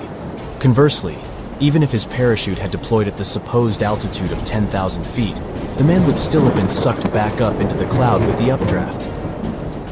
In any case, the pilot didn't have time to dwell on this. His body was tossed about as if he was nothing more than a rag doll. He would hit the fabric of his parachute, fall back down, and repeat this cycle again. The tossing was so bad that even the experienced fighter pilot felt seasick. Lightning snapped and crackled around Rankin, and even though he didn't hear the thunder per se, he could feel it vibrating through his body. The hailstones were so big that at some moments Rankin worried they would tear his parachute. The worst happened when the pilot was falling through the rain. For several terrifying moments, the man was sure that he would drown. He was trying to take a breath, but only breathed in mouthfuls of water. If he'd stayed in that region of the storm for any longer, Drowning while falling through the air would have become a frighteningly real outcome. He tried to hold his breath, but it was a very dangerous thing to do while falling at breakneck speed. Meanwhile, Rankin was also blown up and down, sometimes as much as 5,000 feet at a time. It seemed to him like he'd been falling for ages, with blasts of compressed air hitting him the whole time. Fortunately, not only good things, but bad ones too, tend to come to an end. When Rankin finally reached the bottom of the cumulonimbus tower, he'd been inside for more than 40 agonizing minutes. The pilot was shocked to discover that he was relatively unscathed. The lightning hadn't grazed him, his parachute was in one piece, and he hadn't drowned in the rainwater. The only thing he had to worry about now was a safe landing. At first, Rankin was going down toward a clearing, but his bad luck continued, because at the last moment, a powerful gust of wind threw him into a tree. The parachute got tangled in the branches, and the pilot hit his head on the trunk. Luckily, he was still wearing his helmet and didn't lose consciousness. After freeing himself and staggering to his feet, the pilot limped through the forest until he found a country road. But hitching a ride turned out to be a tough task. Imagine a man standing on the side of the road, covered in blood and dressed in a soaked, ripped-up flight suit. No wonder there weren't many volunteers to give him a lift. But eventually, someone picked him up and drove to a payphone where Rankin managed to call for an ambulance. There, he found out what a lucky man he really was. He had countless bruises and welts scattered all over his body. He suffered from bad decompression effects, and he had frostbite. But other than that, the ordeal didn't leave any long-term damage. Rankin spent several weeks in the hospital and made a complete recovery. Later, he wrote the book, The Man Who Rode the Thunder, where he described his experience. If you know other incredible survival stories, let me know down in the comments. If you learned something new today, then give this video a like and share it with a friend. But hey, don't go bail out on me just yet. We have over 2,000 cool videos for you to check out. All you have to do is pick the left or right video, click on it, and enjoy. Stay on the bright side of life. Once every couple of months you have bouts of hiccuping that last 10 to 20 minutes, and you think that it's horrible? Oh, my sweet summer child. Imagine hiccuping for 68 years straight. How would you like this? A man named Charles Osborne had quite a funny way of talking that he developed to hide the sound of his endless hiccups. Poor guy had been hiccuping non-stop starting from June 13th, 1922, for over 68 years. So here's the story. Osborne was born back in 1893, and he started hiccuping after a small accident on a farm in Nebraska. He fell over, but he didn't feel anything weird until he started hiccuping like crazy. Doctors think that the accident might have damaged a small part of his brain that helped stop the hiccup reflex. There are a few different theories about what might have caused his hiccups. Some people think that he might have hurt his ribs during the fall, and that messed with his diaphragm muscle. Others think that he hit his head and had a stroke. Either way, he was stuck with the hiccups for all his remaining life. Can you imagine having 20 to 40 involuntary diaphragm spasms per minute for that long? By the time Osborne finally stopped hiccuping, he had probably done it about 430 million times in total during all his 97-year-long life. It was so bad that he saw a number of doctors, sometimes traveling quite far, but nobody could fix it. One doctor even tried to help him by putting him on a mix of carbon monoxide and oxygen, and it helped for a bit, but that ended up being a bad idea, since breathing in the poison gas wasn't a safe solution. Instead, Osborne had to learn a special breathing technique to minimize the hic sound that came with each spasm. He'd breathe in between hiccups and flex his chest a few times per minute to suppress the noise. It was still obvious that he was hiccuping since he'd heave and jerk, but at least it wasn't as loud. Osborne had been hiccuping for 56 years when he became famous by giving an interview in 1978. He said that he'd do anything to get rid of the hiccups, and that he didn't even know what it would be like to not have them. He was constantly sore from all the jerking and spasming. After speaking up, he got a lot of attention in the media. He was even listed in the Guinness World Records and appeared on TV shows like The Tonight Show starring Johnny Carson, and that's incredible. People from all over the country sent him letters with suggestions for how to cure the hiccups, but none of them worked for more than a little while. But this ordeal didn't stop Charles Osborne from living a relatively normal life. People knew him as a happy-go-lucky guy who loved cracking jokes and didn't talk much about his condition. He married twice and had 8 children. He sold farm machinery and auctioned off livestock for living.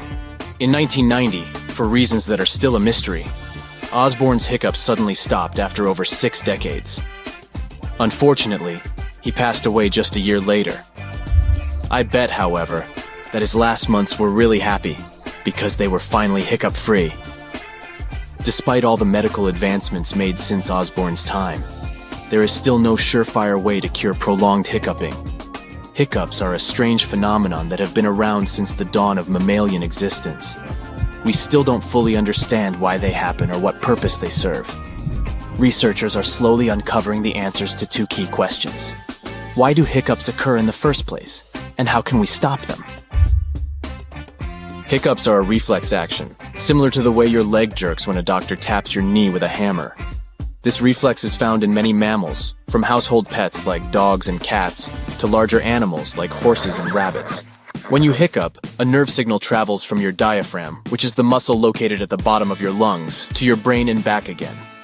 This process is repeated multiple times, causing your diaphragm to contract and your lungs to expand.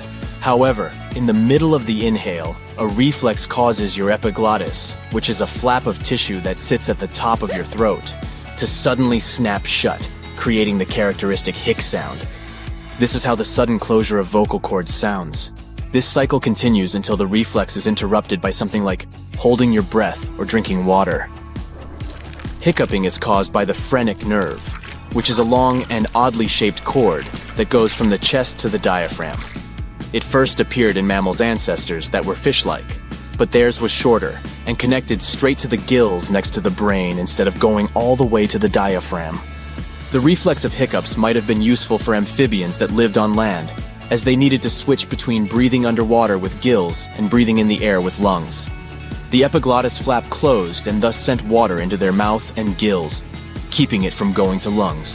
However, since humans no longer live underwater and do not have gills, why do hiccups still exist in us? They may have other benefits. For example, babies tend to hiccup more often than adults, especially while suckling milk. As they drink, they also swallow air, and the hiccups might be the body's way of clearing the air from the stomach. This reflex might work like a self-initiated burp. Interestingly, it's not just young infants who hiccup a lot. Even fetuses as young as 10 weeks old have been observed hiccuping. This process might serve to train fetuses' brains to map out their internal body. In other words, they need to learn where their diaphragm is located and how to control their breathing, and hiccups might help them practice breathing so they're ready when they're born. Approximately 4,000 people seek medical attention for hiccups each year in the United States. How to get rid of hiccups is one of the most commonly searched health questions on Google. Most hiccups resolve by themselves within 2 days, but longer-lasting bouts could indicate an underlying problem such as a brain tumor. Sometimes patients face continuous hiccups that don't go away even after medical treatment, known as intractable hiccups. In such cases, only treatment of the underlying condition helps. To address hiccups, doctors have tried different medications that aim to relax muscles and nerves that may cause diaphragm spasms, but there isn't enough clear evidence to recommend a specific treatment. There's a Japanese research group that has discovered a new method of curing hiccups, and it involves breathing in high-concentration CO2. It tricks the brain into thinking there's a life-threatening emergency, causing it to forget about the hiccups. However, if you can't travel to Japan for this treatment, you can try some old wives' tales that have been proven to work, like drinking a whole glass of water in one gulp, standing on your head, or getting really scared. These methods work by interrupting the reflex arc, so the nerves and muscles are distracted by something else. This is a conclusion made by Ali Sifi, a neurointensivist who became obsessed with finding a cure after seeing a patient wake up with unexplainable hiccups after brain surgery. Drinking water quickly, for instance, forces the diaphragm to keep creating suction, which keeps the phrenic nerve occupied. It interrupts one part of the reflex. Similarly, getting scared, for example, activates the vagus nerve, which has a calming effect, thereby interrupting the other part of the reflex. Ali Saif has created a tool called the Hickaway, which is more consistent than the traditional methods because it helps to combine both effects. It looks like a straw that requires the drinker to suck very hard, like drinking a thick milkshake, engaging both nerves and effectively ending the hiccups. That's it for today. So hey, if you pacified your curiosity, then give the video a like and share it with your friends. Or if you want more, just click on these videos and